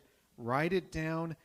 Wear it on your back. Get it tattooed on whatever intimate part of your body that you want. Or say, oh my God, I went too far. One or the other. It's a very linear choice. You own it or you dump it. You own it or you dump it. It's my only opinion. Just don't do the 50-50. Don't do the, well, you know, I don't think I was understood. I don't feel like people really understand what I want. No. You live with it, you write it down, or you get rid of it. Here's why I have come to that opinion. I worked for the government a while ago. You don't need to know anything. I worked for the Ministry of Transport. Same 7 or 8 guys. I was only there for a year or so. Nice enough people. I'd meet them in the little kitchen in the morning. We'd have a cup of coffee. We'd have a donut. We'd do our day's work, and every Friday we would go have lunch and have a couple of beers. There was a guy there named Richard who called himself Dick. He said, you know, obviously I'm a dick. At least I own it. Okay. No, great. Great guy.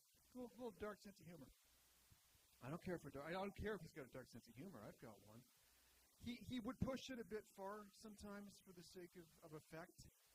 We work with a guy named Dave whose mother died unexpectedly, and they're handing around a card to sign. I'm terribly sorry for your loss, etc.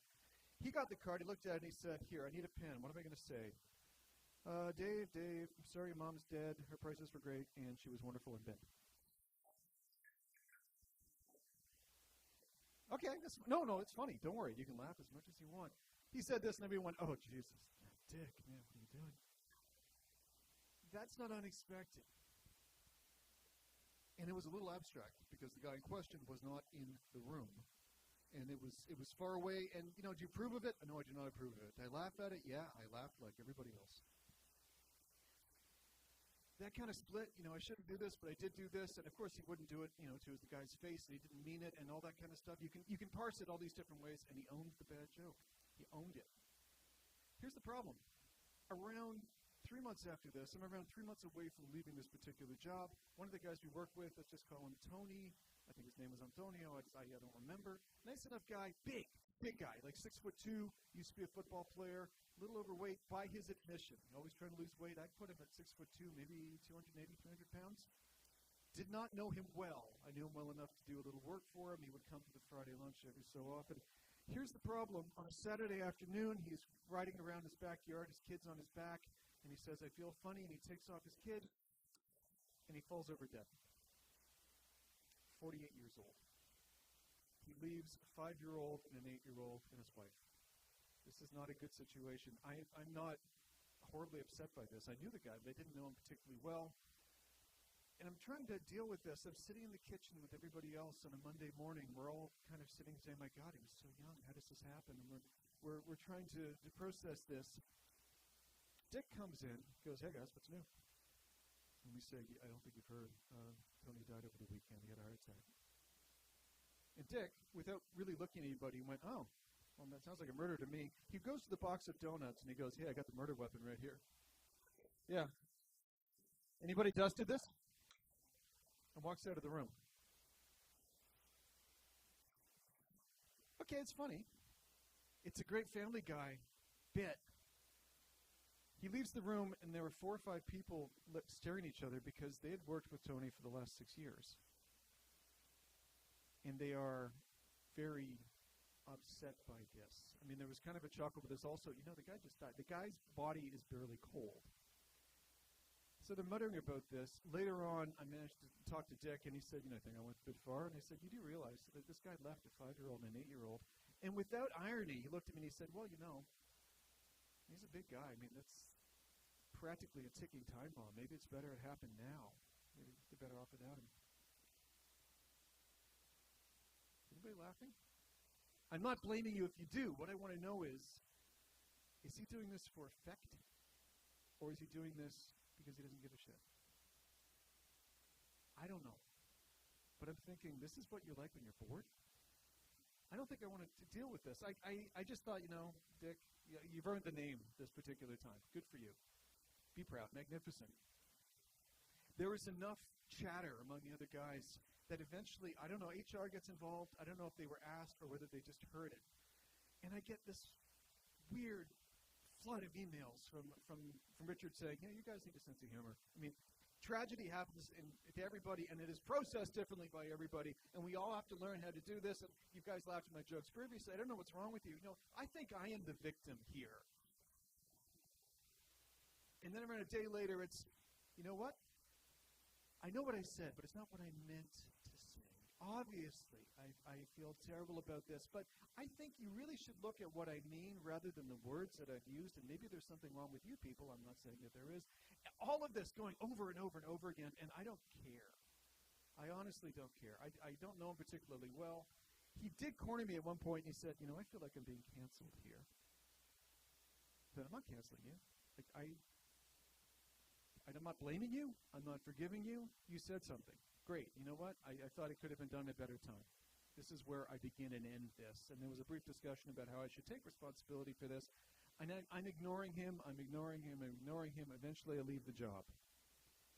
And then 3 months after I leave the job, I get an email out of nowhere from him saying, "So, Mike, there was still a little fallout from that afternoon, and I think maybe you and I, we need to have a D&E discussion and engagement on the topic. I want nothing to do with this. And I am so pissed off that I'm being dragged into either someone who blamed him or somebody who has to forgive him or whatever. And I'm thinking, I don't want, okay, you want to meet with me? I'll meet with you, sure. And I wrote a very elaborate email putting it this way. I will not meet with you on a personal basis because I want nothing to do with this scenario, but I will meet with you on a business basis. Around that time, I had written a script for an industrial film. They pulled me in at the last minute. They said, what's your hourly rate? I went, I don't know, $150 an hour. And they paid me that. It's not, I only had 3 hours work, but they paid me. So I thought, that is the guideline. And I told Dick, I will meet you for $150 an hour, and here are the standards. We will meet on a Saturday. I am taking the entire Saturday, 8-hour day, $600 to start with. $1,200 to start with right there, which you are going to pay me. You're going to pay for my cab to and back from the restaurant. Let's call it $50 each way. That's $1,700 right there. And you will be paying for lunch and drinks, and I guarantee you there are going to have to be drinks. So let's call it $2,000. This has to be paid to me in cash in advance.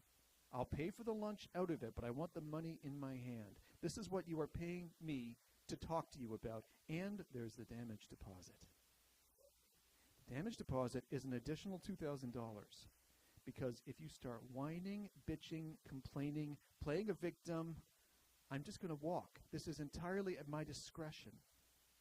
$4,000 to have lunch with me. If at the end of it I decide, you know what, you have a point, I give you back all the money. I wrote this out. I showed it to my wife, who looked at it and said, a simple thank you no would suffice. The most important part, I realized he would do it. The guy owned a boat. He had money. He would actually do this. I would have to give into it. I would have to give into that insanity. So I declined. I didn't do it. For once, one occasion in my life, I did not shoot my mouth off because someone else shot their mouth off. I have no idea if it's the right thing to do. I could have made some money. I did not. That's all I've got to you. Thank you very much tonight.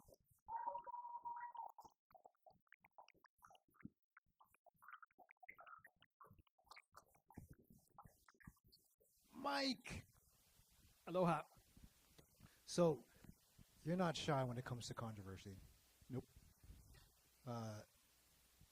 Why are you like that? Did something happen as a kid? It was an experience, trauma, or you're just born an angel? Born an angel. Okay, you say not a stranger or not shocked by controversy. Maybe it's just because it's all been done before. You look at Greek tragedy. I mean, the Greek theater did everything across the board. Controversy will either be someone said something you don't like, someone is living a way you don't like, someone is selling something you don't approve of. It comes out in the wash. You just have to choose, this is worth speaking out against, or this is worth ignoring, because in 3 months it's going to be dead. Okay, on that note, what interests you now in regards to controversy that you would want to speak up about or have spoken up about recently, and what do you want to completely ignore that's kind of in your face? I don't know if this counts as controversy exactly. I gave up Twitter. Not because it's a cesspool of people screaming at each other. People will scream at each other in a second cup outlet. I mean, this isn't particularly new. They're changing the terms of service in around a month to explicitly say anything you write we can give to AI. Any photograph you post we can keep and use. Any text you create we can repurpose. That's crazy. I want nothing to do with that. I think Musk is crazy enough to have spent $1 billion and does not mind running it into the ground to support whatever he wants. I don't want a part of that. I don't care if anybody else does. Go for it. If you want to be on Twitter, go forth with my blessing. I just personally chose to leave. I don't know if that counts as controversial. Controversy I ignore. Any actor / pop star who misbehaves, who cares? In 3 months, there's going to be something else. Is there anything controversial that you do care about? Again, it depends what is controversial. Well, if there are people against the idea or the cause or the person, whatever your interest is, then I would say that would be good controversy. I got yelled at a dinner party a while ago because I was not a sufficient supporter of Trudeau. Yelled at? Yeah. And Hey. I just said the guy either has good people and he's not listening to them, or he has bad people and he takes their advice. I think he's a dauphin. I have less of a problem with his positions than I do with someone who has been raised convinced he should be prime minister. I got yelled at about that. And then somebody else yelled at me because I said I have less of a problem with, how do I put this? I know a lot of Trump supporters who are saying essentially, okay, so yeah, he's loud, and so he says things, but he's really just saying things for effect, but I'm going to vote for him because he says what he means. Choose a lane. What is it? Are you saying that this is pro wrestling and he's putting up an act, and therefore magically you know what he's going to do? Because that's insane. How can you possibly support someone by saying, I think he's loud and obnoxious and I don't like what he says, and I haven't liked everything what he does, but I'm sure his heart is good. End of story. This is insane. Like, give me a rationale. I don't have to agree with you. I just want to know something other than this incredibly short, well, he won't actually do what he's saying he's going to do because he's doing that for effect. That's crazy. So you were actually yelled at? Oh, animatedly, yeah. I'm not sufficiently Canadian. I don't understand America. I'm too conservative. I'm too liberal. Yeah, I was too Catholic, which I thought was interesting because I'm not Catholic. Wow. I honestly don't know where that came from. I think someone decided that I reminded them of a neighbor who's intensely Catholic. Sure, why not? We have the same Sounds haircut. like people who voice their opinions on Twitter too much. Go for it. If you want to do whatever you want on Twitter, say whatever you want, and just delete it 2 days later if you want to. I don't want to have a part of it. And I finally realized I don't want to give Musk any more money, even just being there as an advertising or as an algorithm bait. Mm-hmm. I don't want any part of that. And you can call me a hypocrite. I like Facebook, which is either for 14-year-olds or people in their early 60s. I like Instagram. I am on Blue Sky. You can make a case that they all will eventually devolve into the same thing, but if they haven't devolved yet, it's like, there's a boat that's sinking right here, and there's a boat that's still floating, and there's a boat going somewhere else. I will get off the boat that's sinking, if that's okay with you. And some people insist, no, we'll be fine. I've noticed you are posting more frequently on Instagram of a lot of nostalgic. On Instagram, I usually just post whatever amuses me. If I find an old photo, I'll just put it up with whatever music strikes me as amusing. It's not. I never meant it as something serious. On Facebook, because the people who follow me know me reasonably well, I might say something like, something weird happened today. It reminded me of ABCD. I usually won't do that with Instagram, but who knows? I might try at one point. Okay. So I don't know if I'm like courting controversy or just blasé enough to look at a lot of it and think, you know what, that's a stage. This will be gone in 3 months. That's loathsome. The fact that you're supporting it, in 6 months you're going to say, well, I didn't mean to do that. Just take a chance. Just whatever you do, stand behind it, or it's like the deal with Dick. Stand behind what you said, or say, you know what, I screwed up. If he had said I screwed up, that was the wrong thing to do, no one would have cared. If he had stood behind it, people would have said, oh, it's him again. But he had this weird middle ground bouncing between, I'm the victim, okay, maybe I messed up, and maybe you don't understand me. That scared the hell out of me. That response from anybody. Choose a lane. Okay. Because you can't really peg them if they're playing both sides of the court. And if you want to find 5 or 6 instances where I've done the same thing, feel free, man, bring it up. I'll ride down my own contradictions. There's a karmic boomerang. Anytime you say, I would never do that, poof, there it goes. Cut to 3-4 days later. I'm aware of the boomerang. That doesn't mean I can't fling it from time to time, convinced it won't hit me this time. It will. You are starting a show. I'm starting a show November 15th.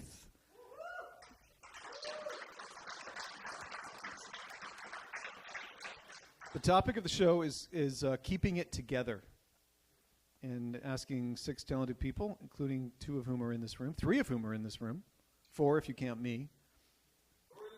Sean, Jason, Faye, myself, Brian Terrio from Toronto, and Jennifer G., voice artist and actor from Toronto as well, both of whom I perform with at different events there, storytelling in particular. Now, do you feel that there is a need for storytelling, for people to come out and participate in listening to people live? I think there is, but I want to ask anybody here, when you go to a night like this where there's going to be people doing stand-up, the moment you hear, okay, now we've got a storyteller, is your first response, oh, Christ, what's it going to be? Or is it, okay, this might be cool? Both. Okay, fair enough. I keep telling to people, I can tell a funny story. I can't do stand-up. I wish I could. I think there's an audience for people who hear you say, you know, this happened to me, or this is a circumstance I'm aware of, and they get caught up in it. Not everyone does. Some people just politely go, okay, yeah, that makes sense. And other people will hang on each word. And I've performed for people who come up to me and said, you know, go home, outright. Or someone who said, that made me cry. And I thought, okay, I was trying to be funny. They made you cry? Seriously? But because they took it differently. And that fascinates me. I like being able to do that. I welcome any chance I get to be here, because 3 or 4 people might say that's nice. 1 or 2 people will always say, how did you do that? How can you manage to do that? It's an honor to be asked to be here, honestly. Well, I say give it at least 3 runs. So 3 months. 3 months? Okay. To attract the right interest. Your witnesses, everybody here, witness.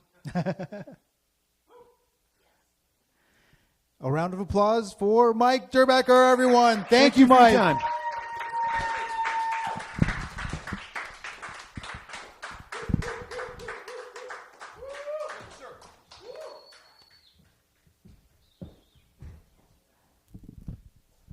Okay. Robert Stevens is next. Are you new to stand-up comedy?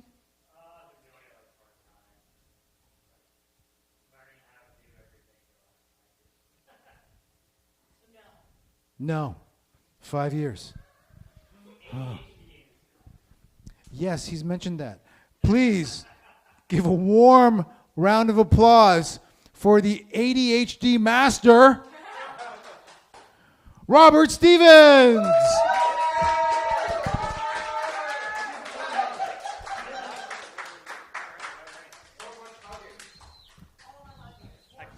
I totally forgot to give my phone away to record this, but we get a recording anyways, right? So I want to say thank you to Talking Arts Bar. Thank you very much. Thank you, Sean. Thank you, Dexter. Thanks for not murdering me for forgetting your name. I'm just happy that you guys chose the right name for Talking Arts here. You know, you guys could have gone with Talking Heads, but then we'd be burning this place down. Thank you again, Sean. But I just realized Canada Dry is made from real gingers. Have I been drinking my relatives this whole fucking time? They taste so fucking good. So I did the most adult thing that anybody could do in their adulthood. I went to Costco the other day. Does anyone know, who here loves Costco? If you don't like Costco, you're a communist. Get the fuck out. All right? So I got one of the rotisserie chickens. You can't fucking beat the price, right? You know, it's a good cheap date. And, you know, I brought it home. I fucked it, and then I cut it up. And because there's a lot of chicken, you got to put some in the freezer. So later, this upcoming weekend, I'm going to be hosting my parents, and we're going to be having some chicken. It's the weirdest thing, though, is like ever since I've been, you know, hosting my parents for, you know, my my mom's just always giving me this like weird side eye, and it's like, you know, I'm starting to think it's a chicken, but I don't know. You know, I did have a friend over, and we ordered pizza. We watched the Leafs lose against the Rangers the other night, and you know, I got a pizza, and you know, it comes pre-cut. I just got cheese. He got all these toppings. This guy had the audacity to reach over to my slices that had the little slivers of pepperoni that the pizza gods bestowed upon me to have, right? Let's be honest, the pizza gods, say, you know, are divine. And he took the toppings off and says, you decided not to have toppings. You're not allowed to have the toppings. Isn't that a bit rude? But, well, later that day, like later that night, he was still hungry, so I gave him some chicken.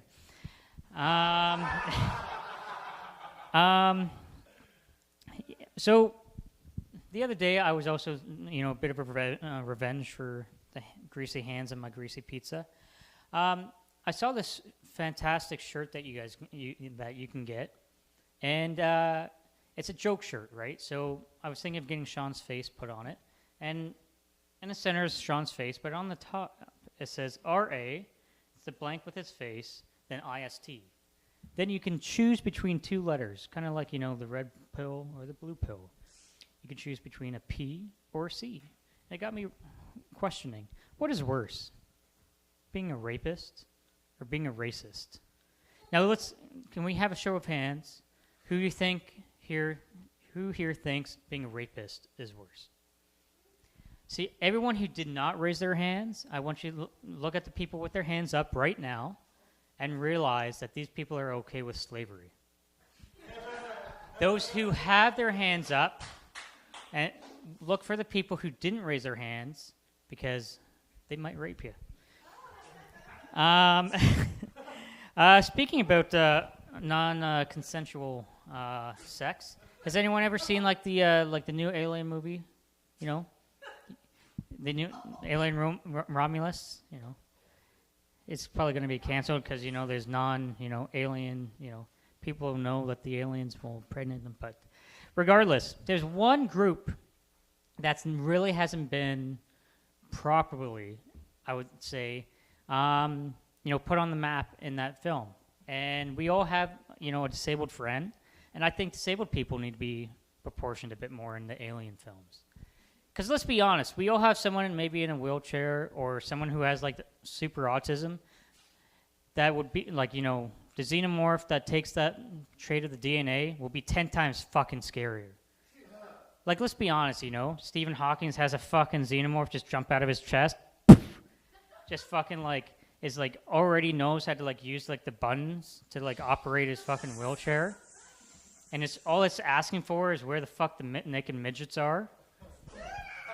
You know, like, let's be fucking honest here, you know. And then that's scary itself, you know. Like, what if a midget has, or a height disadvantaged person, so I'm not offending people at home, has a xenomorph. Does, like, the xenomorph head still have, like, the big proportion? And, like, you know, it just starts walking around like this and just hitting its head on the fucking wall because it can't fucking operate? You know? Yeah. What else here? Offended somebody the other week. I think wokeism has gone a bit too far. I'm someone with like a bit of a memory issue. So I compare if I meet someone, you know, Faye, for example, I compare her name to maybe Favorite, right? To try to remember her name. I think that's respectful. That's something that anybody can do. But someone got offended and reported me to ACTRA for comparing the name to pizza. Who doesn't like fucking pizza? Like, I like fucking chickens. Like, let's be honest. Like, you know, pizza is already greased up for you. Like, come on. It's just a flap that gets you every time.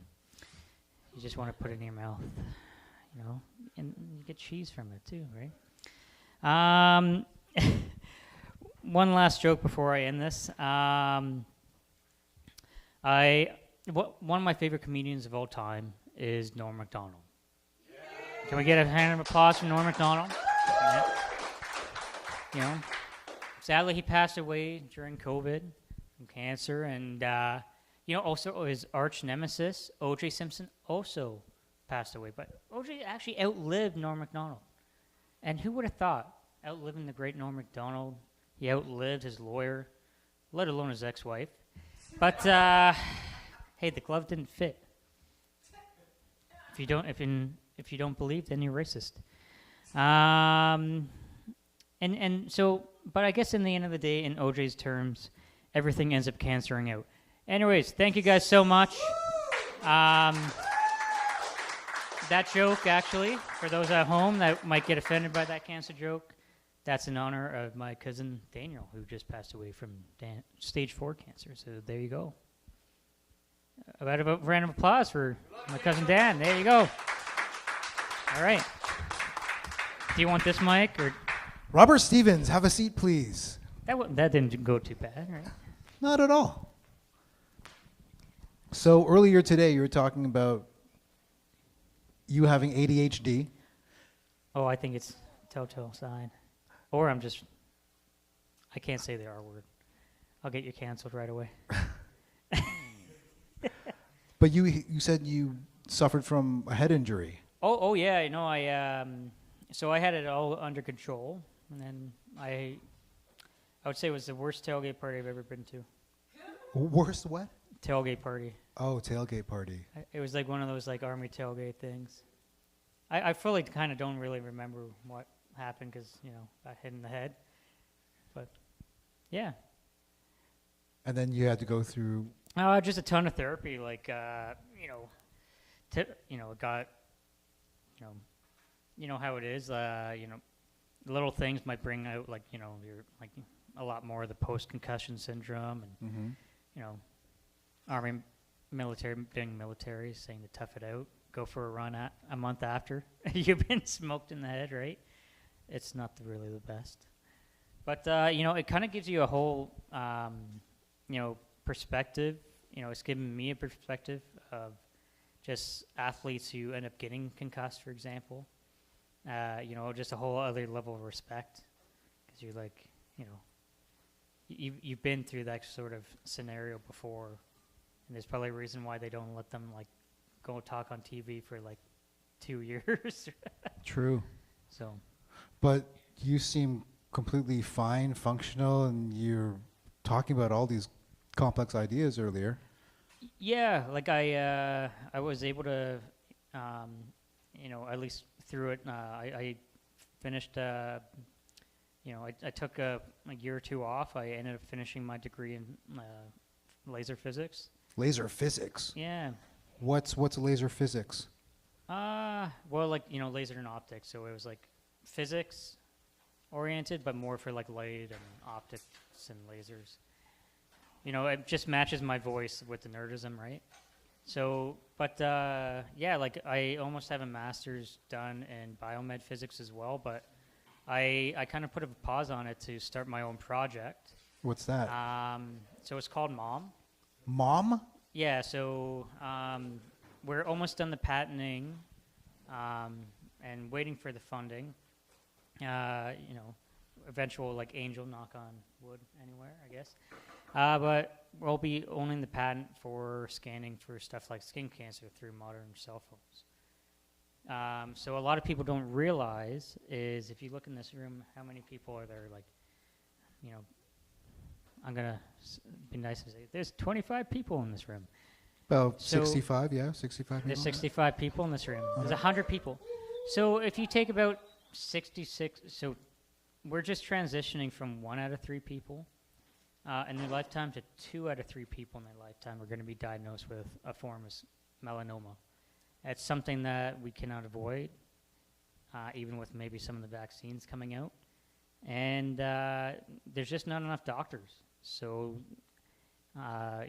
most modern cell phones have the capability to at least utilize a neural networking AI on a server, or at least connect to it.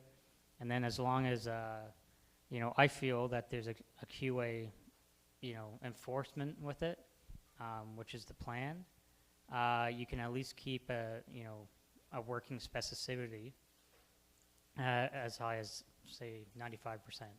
Now I can end up nerding out all day and talking about those specifics, but a lot of people don't realize is that's the same sort of QA processes that are involved with like radiation therapy that I've done before as well. So What does MOM stand for? The product's called MOM. So, but like the whole I think corporation is like medical optical machine learning hyphens down to MOM. So the whole branding is around like motherhood. Because let's be honest, we didn't listen to our mom to wear sunscreen, right? So is this project an app that you're developing? It would be an app that people download. So our cell phones are capable of determining cancer according to how you program the app? Well, eventually once we're FDA approved, I just need funding to tweak the technology and get the right co-founders involved. And this involves using some kind of laser in the phone? No. Okay. Just the camera. Really? Most cameras already have fantastic autofocusing that you can utilize, and they have the resolution. So, when I started this 3 years ago, we made sure it was phones past even 2020, for example, that would be the only ones allowed to actually carry that, the platform, for example. And yeah, I think I almost made it onto Dragon's Den and stuff like that a few times before. Okay. It's just I'm just at that nerdy Elon Musk stage of I need money. Seed money. But that's okay. These things take a few years to get off the ground, and sometimes you also I've learned quite a bit of just how to network, and I think it's even helped on some of the stand-up comedy side as well. Yes. Let me ask you this: what kind of controversy are you used to?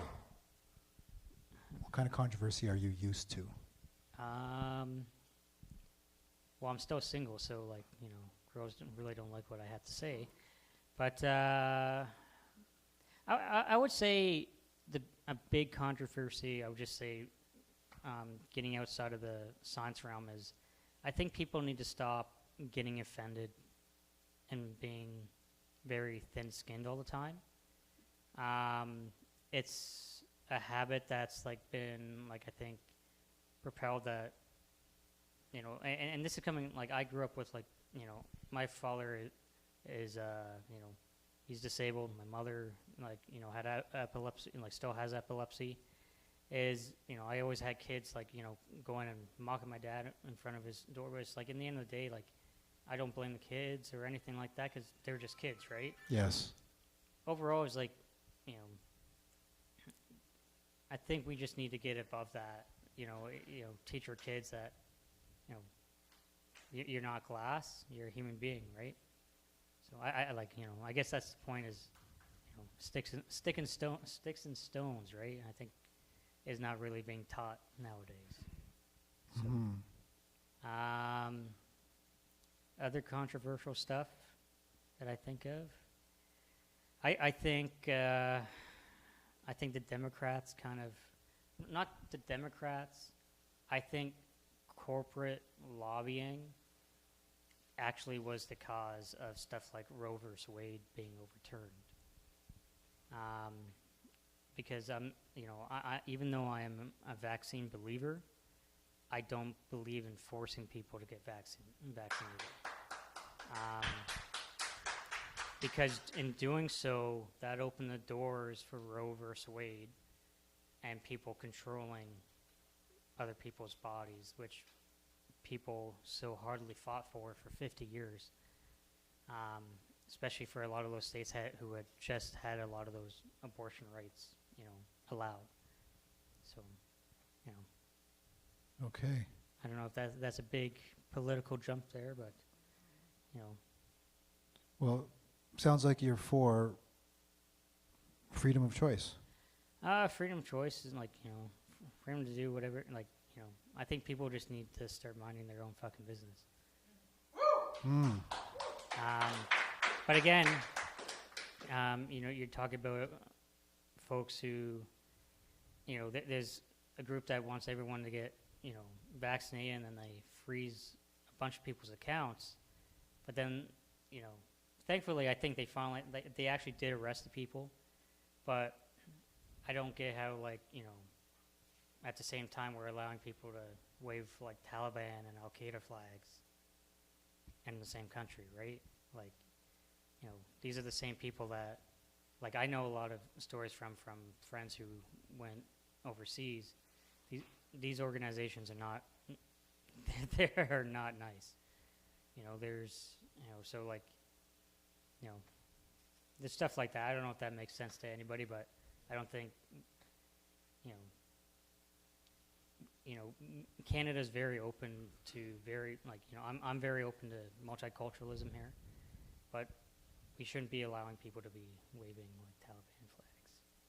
That's, Well, in reference to Mike Derbecker's set, don't be a dick. Don't be a dick.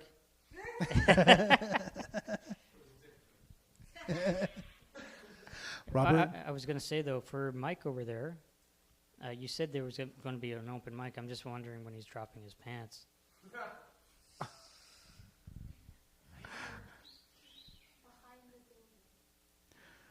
Robert, thank you for coming Thank out. you so much. I don't know. Robert I hope I don't get in Stevens. trouble. What do I do? Do I change mics with you? No, put that mic over there. First time and the last time I'm here, I guess. I'm joking.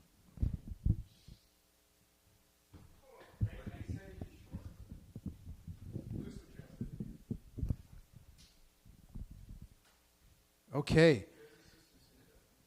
Trev, we're going to save you as a closer. Yeah? Coffees for closers. Oh, yes. Here you go, Robert.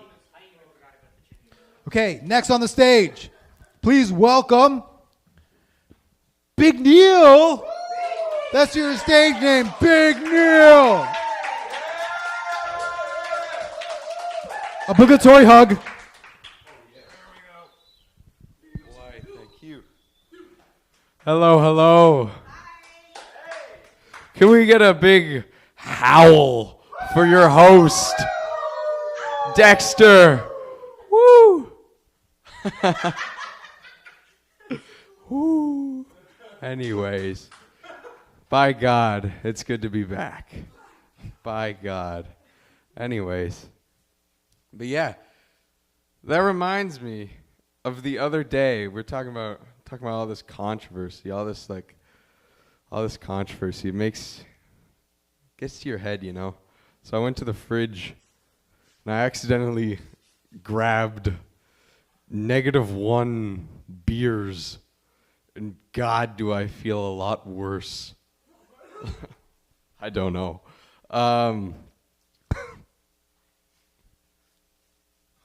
Anyways.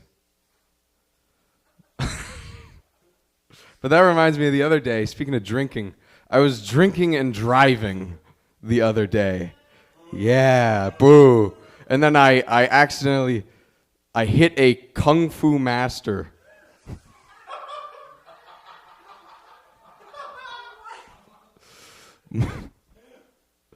In court, there I was, pleading self-defense to the chagrin of my lawyers.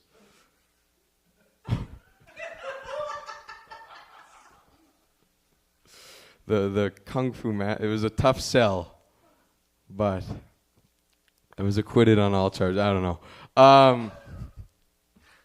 Anyways, ever since my grandfather died, what's so funny? Ever since my grandfather died, I've been trying to take my grandmother out on nice dates around the town, just to get her, comfortable going out again and stuff. Yeah. Last week I roofied her. You can't get too comfortable, Grandma.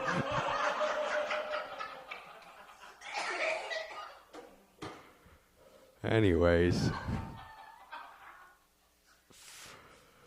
speaking, yeah.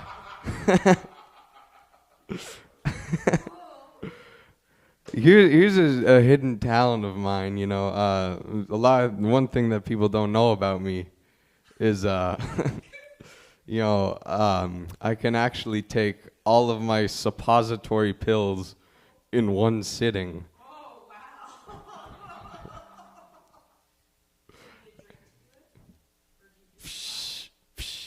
I don't know. But yeah, you know, and the other week I was presented with a great opportunity to be the host of a dog show. Yeah, or the judge of a dog show. You know, and you know, that's great, lifelong dream and all that stuff. But you know, I did start to think that after the third dog in a row to deviate from its course and jump over the judge's table to begin smothering me, I thought maybe, just maybe, that I should not have worn my 10 pounds of red meat trousers for the occasion. Anyways. You know, nowadays there's a big philosophy about living in the moment. And by God, is that just more horse shit from Big Now? You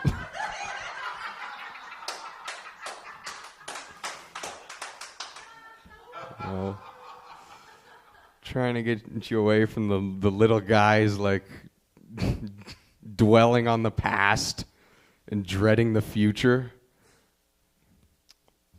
Living in the moment, by God. And that's the end, by God. Thank you very much.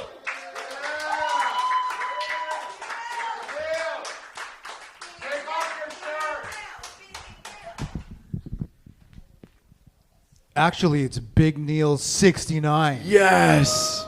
Oh. Woo! Neil, Yes. what's your age? 18 years of age. My God. You're 18. Already. What school do you go to?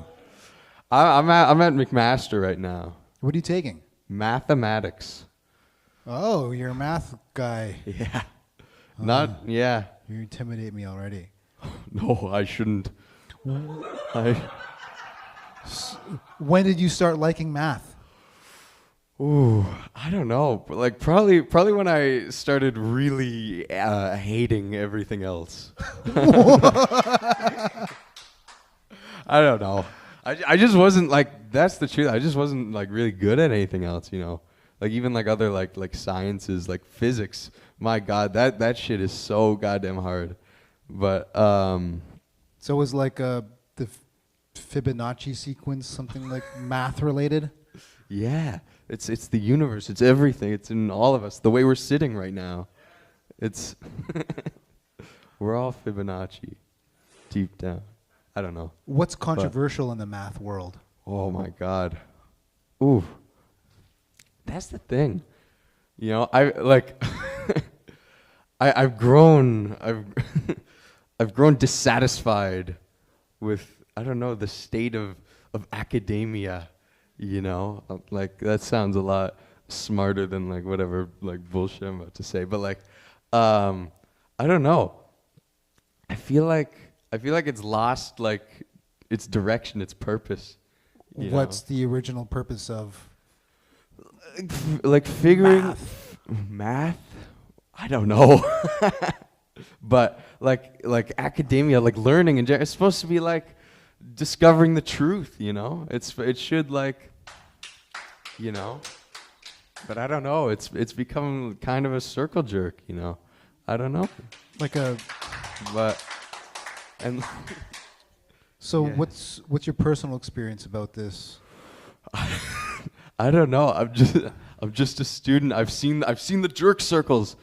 I live it every day. Yeah, it costs hundreds of thousands of dollars in tuition, very expensive jerk circles, but I don't know. It's just like, I don't know. They throw around all this jargon, like it's the tiptoeing around the truth, you know, and like. Can you be specific? No, I'm tiptoeing around the truth right now. Yeah. I don't know. So educational institutions, universities, Yeah. they're basically a business. Yeah. Is what I'm hearing. Yeah. And that in terms of you paying tuition, it doesn't equate to the education that you think you'll be getting. Maybe. Or can use outside of academia. Maybe. But like that's true. And I think as well like the direction, like it's not about truth anymore. It's just about like it's a club. It's a you know. I believe like we should be open to new things. Like when's the last time someone like discovered something that you've heard about, you know? True. Like, you know, it's been like 100 years since like I don't know, it's like they invented like a new number. Like I don't know. Tell us something about math that we may not know that you do. I don't know if I know this, but or how should we look at math? Or ooh, for those who aren't it is the mathematically inclined. universe in its experiencing itself through number. I don't know. It's that's the thing. The more and more I do math, like the more I realize that like they're kind of just making this shit up, you know. I truly believe that math was created, not discovered, you know. Like it's just something we do to like keep ourselves busy. Okay, making like, what shit up? Give us something. Because I there's a lot of things that are made up that are shit. Like I feel like every proof I write, you know, like every problem I solve, it's like I guess that makes sense, but it only makes sense because like it's how you explained it, you know. It's how you're teaching it. Like how on earth do we even begin to like try to like apply this to the real world, the world around us? You know, it's all in our minds, but I don't know. And that like the more and more I do math, like the more I realize. What the fuck are we doing here? You know. Can you explain to me? There's classical math, and there's the real math. What's the real math called? The original math? It's like I don't know. not organic math. It's no, it's not sacred geometry. There's a sorry. Oh, hippie math, no. I might switch my major to that. Hippie math. Exactly. Yes. Yeah. No. It's about math. Will do. Thank you. So after school, what do you want to get into in terms of work? Like, yeah. I don't know. It's a great question. Have sex. Yeah.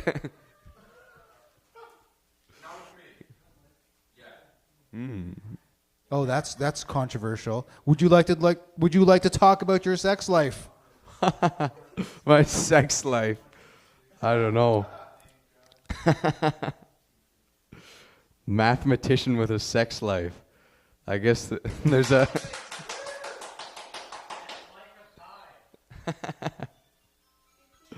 Yeah, no, I don't know.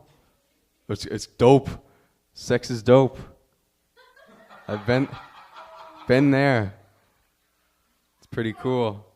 You should try it sometime. That was like what the devil said in the Garden of Eden. You should try it sometime. It will happen to you. Yeah. I did. You don't believe me? It happened to you last night. Hell yeah.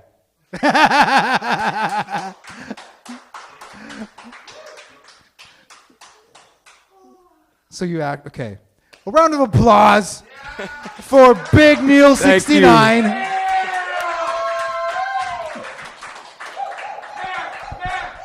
Trying to fake being a virgin. Thank you, Neil. Thank you, sir. Okay. Now,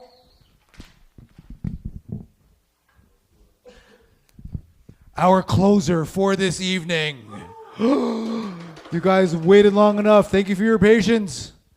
But naturally, you know him. He will bring up the energy level in a very cool, collected way and pop off here and there with his emotional outbursts. There he goes now. We better get him on stage. A round of applause for Trevor McGhee.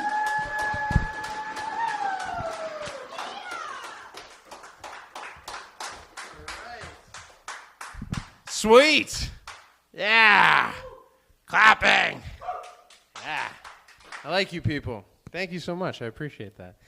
You know, it's like earlier, it's all this controversial stuff, man. People are soft. You're right. They're soft. They play the victim. The woke culture's a little out of control. I'm not gonna get into it. We'll sit down in a minute. But I had the best line for that, and I was gonna say grow a pair. But you know, we couldn't do that one, right? Come on, you know, come on. That's hilarious. What else will they restrict? I'm on my way out, I guess. Actually, I'm gonna keep the mic up here. So, does anybody else's pets like to watch them have sex? Yeah? Right? Well, maybe not always on purpose, but like, you know, little Hammy's up there on the dresser, and Samantha's a little bit of a whore, right? He's got like all your everyday interactions for 2 years just sitting up there with a bird's eye view, just he just snapped one day and was like, well, fuck yeah, if life gives you lemons. It's just sitting on his cage, one big old jacked arm. Doesn't even use his wheel anymore, man. It's fucking bad, right? Well, you leave the door open, the black lab rolls all into a good missionary position. You fucking get all angry at the dog and come at the same time because you don't know why you came anymore. Close the fucking door, right? No, honestly, some of you are a little bit more considerate, right? Like, you'll throw maybe a sheet over top of the cage. Some of you are even better. You reallocate them. Take them to an animal therapist. I don't know. It's tragic for those animals. Still, shut your door. Foods, man. Just a segue into food, just like that. Suicide food. Yeah. You ever imagine that there was a food so good that you no longer wanted to die? Yeah. Right? Like things weren't so good, and then they were. Right? Like best last meal ever, ironically not. But like this is what that looks like, right, for you. You know, just the sadness is overwhelming, there's too much.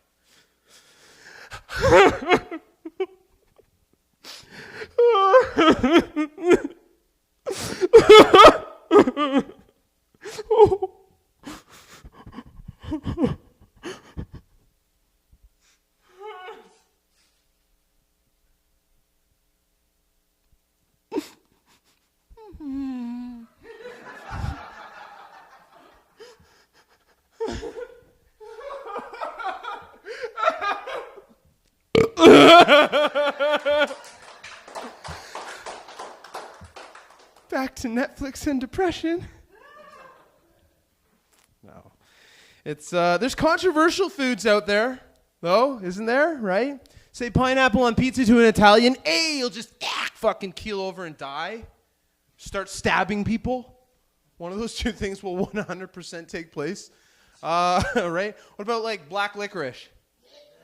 Yeah. Right, yes, thank you, man. Thank you. Do it again. Oh, that's what blue cheese? You go. Oh man, no, but honestly, there's like some really good controversial foods that stick out there. There's a bunch of them. Ass? Yeah. Hey, squeaky clean plate ass for me. 2 thumbs up, you old sailor, you. Well, fuck do I know? I don't like blue cheese, so. I like you guys. Appreciate you. I got something else. In here. Oh, yeah, foods in weird places. All right, I got it locked in. I just need a little note every now and again. But it's true, because they're emotional, right? So that's how I was tying it in. I remember the transition now. They're emotional. Foods are fucking emotional, right? And it's kind of frustrating because there are some foods that you want to eat in some places, but you can't, right? Or it's against the social norms, right? Like, for example, like let's say you want to eat a spicy curry at your girlfriend's funeral. Can't do it. It's frowned upon, right? They don't like that. Or let's say you want to eat ass, but you're at a family party, right? Actually, it's 2024. That's probably a thing now. It's like a whole porn category for that. Or this one, hey, maybe you want to eat dog, but your family's not Asian. I'm joking. I do everything with love. And I'm not racist. I'm pretty sure I have a friend of like every ethnicity and color somewhere. Growing up, I was a popular kid in school. It was great, right? But the world is changing. You know? We're always changing. We're in flux, man. People don't need to be so soft. Things are done with love, man, especially comedy. Jokes are important to receive with love. And comedy's changing, right? Like, with comedy changing the world. Like, do you remember, guys, when we used to think all mermaids were white? Fuck, man. Thanks, Disney. No, honestly, it's amazing. I'm not racist at all. I'm all about love. And, yeah, jokes are so much fun, honestly. I figured I'd wing it a little bit here at the end because I never get to do any crowd work. You guys were so funny. Like, everybody here was just incredible. Give yourselves a round of applause immediately, please. Like, you guys killed me. But yeah, on that note, like, aging. I'm gonna finish off with aging, all right? We're gonna finish off with aging. Now, I don't consider myself old by any means necessarily, but I know things are changing, right? I'm 36, and, like, for example, I pulled a muscle typing this up on my computer. I did. That's a true story. I fucking just looked over at the other monitor. Fuck. I'm like turning around like Batman for a week, just doing one of these. I was really. Everyone was like, just. It's fucking incredible. It's true, man. And you know what though? I blame most of it on myself.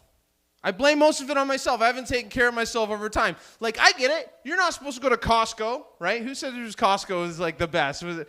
Who was talking about Costco? It was Rob. Yeah, Costco's amazing, man. But you're not supposed to go to Costco, Rob, and get a 1.3 kilogram tub of peanut M&Ms and rinse and repeat every week. I know that. But I do it. So, the aches and pains that I'm feeling, my smudgy poos every once in a while, it's just because I'm not getting enough vegetables, right? I hate smudgy poos. And you know what? I'm not going to get into that marketing scam. Toilet paper. You ever just take off one sheet and you get a half and one? What's a 1.5 sheet? And then you fucking tear one to try to even it off, and it's still another 1.5 sheet down the whole roll. And you're just trying to wipe your ass. Finally, you get to the end, and it's just all adhesive. What is that last piece? What's happening there? Do you wipe with the last piece? Because I'm telling you right now, if you're not thinking about it, it's stuck to the roll. Before you take it off, you're wondering why you have an itchy butt all day? It's because you wiped with the adhesive slice, you sick fucks. It's so bad, right? Anyways, guys, my name's Trevor McGhee, and I appreciate you. Thank you so much.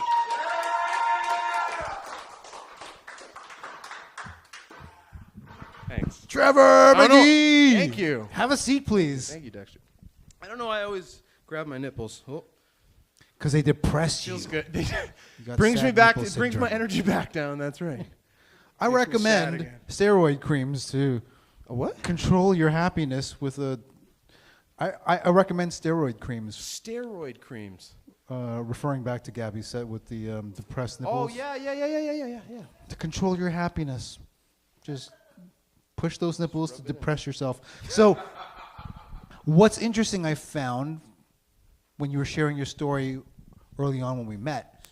Just grab my water. I'm sorry. Yeah, that you raised yourself after 18. Yeah, I did. That is quite remarkable. That was fun.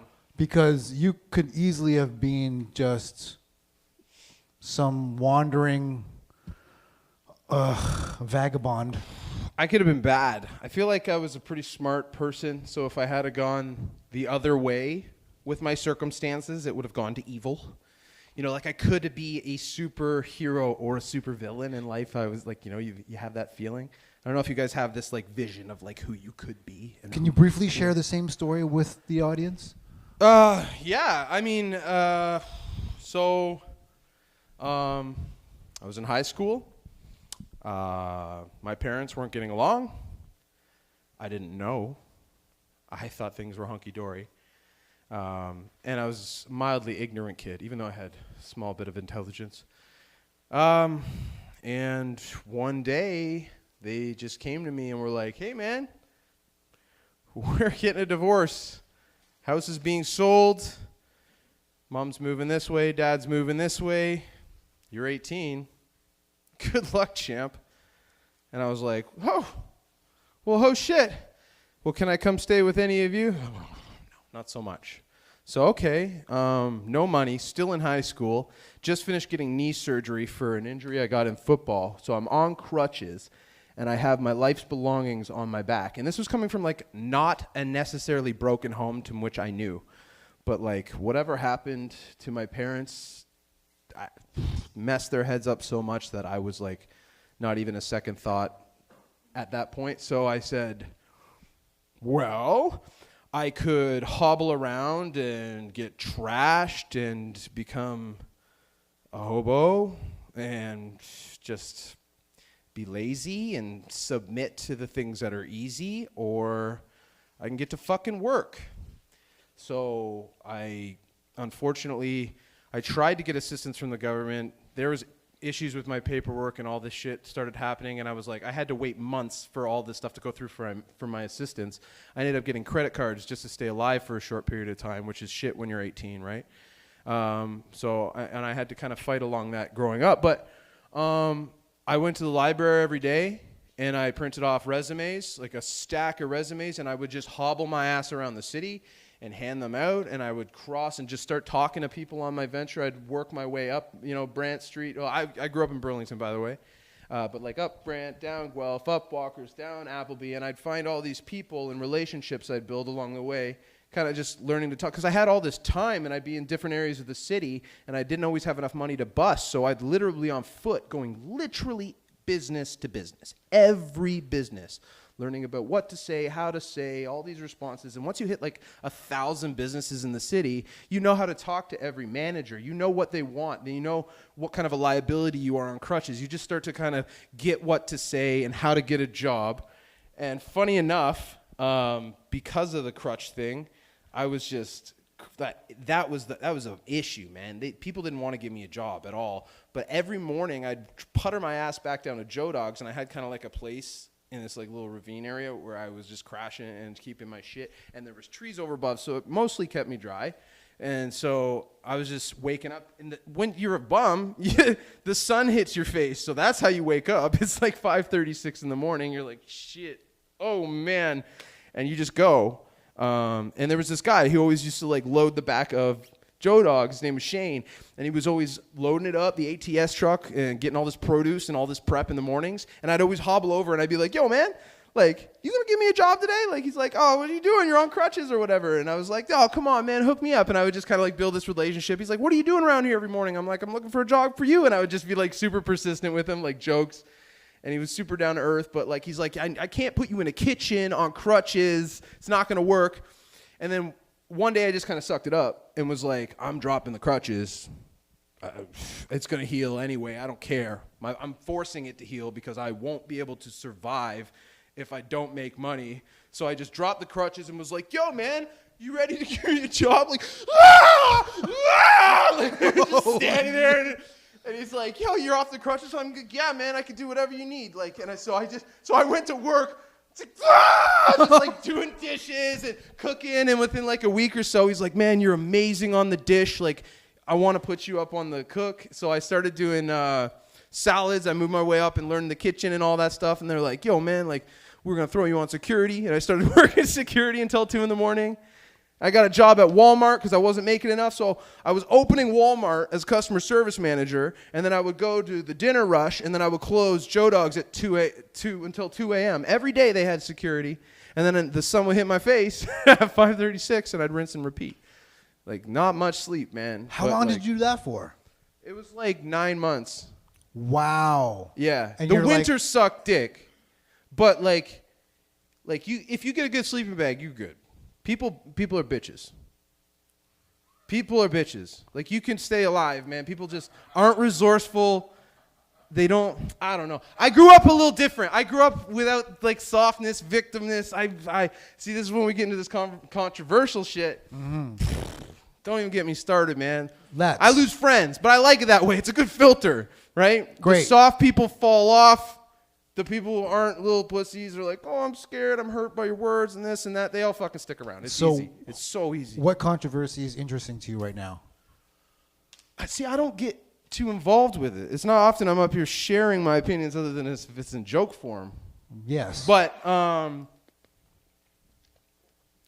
like, I don't know. Like, the things that get me fired up are the same stuff that, like, Jordan Peterson talks about. Like these guys have been saying, actually. I think that's why we were such a good crowd, is because I don't know. So a lot of us are on the same page. And even though they're not, I like you were saying earlier, I accept people for whatever the fuck they believe. I don't care. I'm not going to hate you anyway. Mm-hmm. I might think what you believe is stupid as fuck, but I don't hate you, and I'm not going to stop loving you, man, because you're people. So, like, people need to get that shit across, right? True. Like, you get red flags from people, and then you're like, okay, I'm not going to talk to you. That's a whole different story, you know? Because people need to, some people you don't need to waste your time and energy on, right? Like, we all got an agenda, and some of us, that agenda is being good and trying to help others and create something out of love and create something that's bigger than these constructs where people are putting up like just falsities and falsehoods and blockades and like workarounds and circle jerks to what's really going on, and it's not necessary. If we like just start to assume that the majority of shit coming out of people's mouths isn't because they're a victim or isn't because they have an agenda of selfishness, but is due to understanding and actually wanting to get across and understand each other and accomplish something that's greater than both of each other's problems, I think that's where we need to fucking be, right? We are the world. We are the children. Trevor, that's a great note to end on. Thank you for performing and allowing me to interview you. Thank you. May I give you a big Dexter, hug? I love you, man. Trevor McGhee. Thank you, guys. Thank you, guys. Okay, we are going to close off the show with Sean making a few announcements. Everyone, Sean Patrick Sullivan.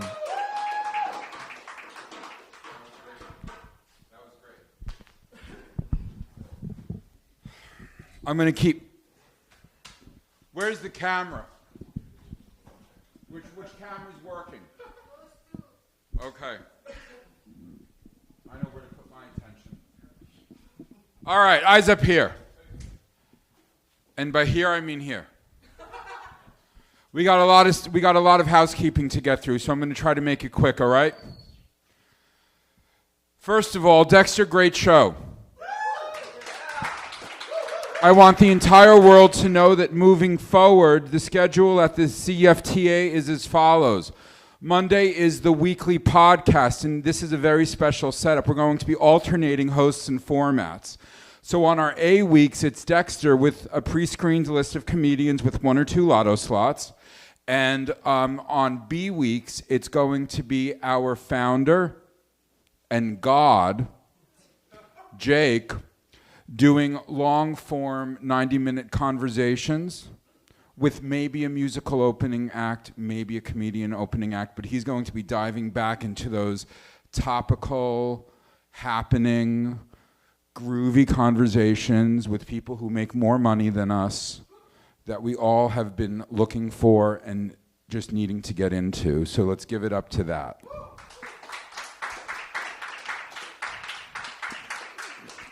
Tuesdays is the weekly table read, starring everyone in this fucking room.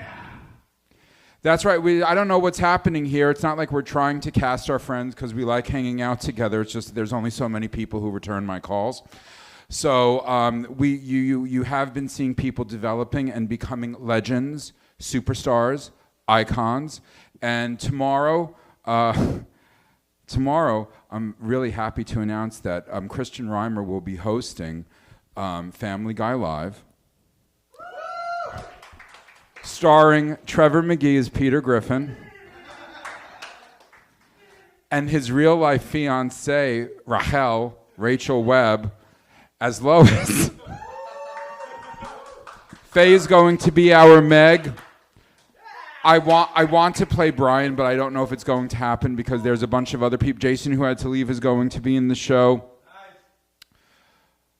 We've asked Jake to be in the show. He's a little unapproachable, so I don't know if he'll say yes. So we'll see. Kelly Holt is in it. We're really looking forward to that. It's going to be great, so please come visit. Wednesdays is the weekly talk show starring local legend Sean Patrick Sullivan. I have fired Jason Thompson as my co-host. I fired him because he quit. So he'll be joining me as my star guest. And we're bringing back conversations with my mother. It's everyone's favorite segment. Everyone's favorite segment. Thursdays is our open mic. Have we decided who's hosting? Yes, it's Amen Nassar. Say that louder. Amen Nassar. Do I know him? Yes. Okay, I'm really embarrassed. Do I like him? I think so. He has really curly hair. Yeah, there you go. From last night? No, different guy. Okay. He got molested by an elephant. Oh, I love him. I love him. Come on Thursday. You're going to move to Hamilton. By the way, I've noticed that everyone from Burlington with abusive and neglectful parents comes to Hamilton and becomes a comedian or a drug dealer. Thank you, Burlington. Your loss is our gain. Fridays and Saturdays, I don't remember what pro shows we have, but we do have some open Fridays and Saturdays. So if there are any comedians, storytellers, spoken word artists, poets, etc., take advantage of the fact that we have some openings. Come talk to us. We can have collaborations, rentals, so many possibilities. Just come. And I'm pleased to announce that I've talked Dexter into continuing his Sunday drop-in workshop. It's for comedians and anyone else who wants to be self-expressed and brilliant at public speaking, whether it's comedic or otherwise. And so all of these shows that I've talked about are 8 p.m. But Dexter's workshop, do you still want to keep it at 2? Yes. Okay, so it's at 2 o'clock. And I will say something. You know, when I was a kid, I always said to myself, Little Red Schoolhouses are such a stupid idea. How can one teacher possibly teach people at all these grades? But I figured it out attending the drop-in format of his workshop because he could have a student that he's had before, someone who's having, I shouldn't show you my bloody finger. I kind of cracked it open with that desk. It's okay. Who needs insurance? and he had someone who was here for the first time, and someone who'd been in 3 in a row, and he was able to handle and give until it hurt to everyone at exactly the level that they needed. Sheer brilliance. So come to that. Now, Dexter, before I go, I really do think we need to do reviews because it's all about constant improvement. As a host, ladies and gentlemen, give it up to Dexter. Wasn't he amazing as the host? Amazing. And also Millie. Millie's working those AV decks, making our online presence possible. She's like, what the hell am I doing here? I'm a spiritual guru and life coach. But I'm dedicated to my marriage, so I'll do anything, and she's doing it! Robert, here's the thing. Chemical sunscreens cause cancer. It's a controversial opinion, I know. That's why I'm here. So what I want you to do is look for funding from all of the companies that make chemical sunscreens that cause the cancer. All right. Neil, you need to be adopted by the Weinstein brothers. Not the rapey ones, the mathematician ones. Faye, this is not a roast. This is not a roast. This is a review. Here's the thing, Faye, that you need to remember. It's not about being judged. It's about you deciding for other people how they feel about you. That's what glamour is. Trevor, Rahel, you still want that 3-way? Yeah. Awesome. Gabby, I approve the name change twice in 1 week. I've pulled the same stunt myself, except I did it right before I went to jail. Congratulations. And Mike, we've been talking out of our asses about spoken word in this joint for months, but now we finally have someone who's grabbing the bull by its balls and making it happen. So we give it up to you. Applause. Ladies and gentlemen, my name is Sean Patrick Sullivan, and I approve of this message because I approve of myself almost as much as I approve all of you. This was a fucking awesome show. Oh my God. Group photo! Group photo! Group photo! We need to say goodbye to all of our fans online. Group photo, get up here.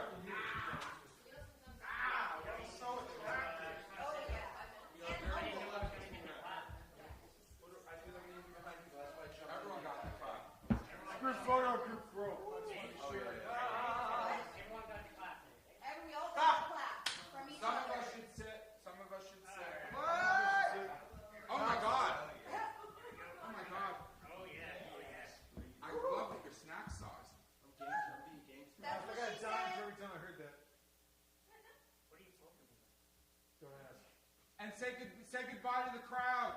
Bye, crowd. Goodbye, crowd. We love you. I've got a nice ass. Yay. I'm touching 3 right now.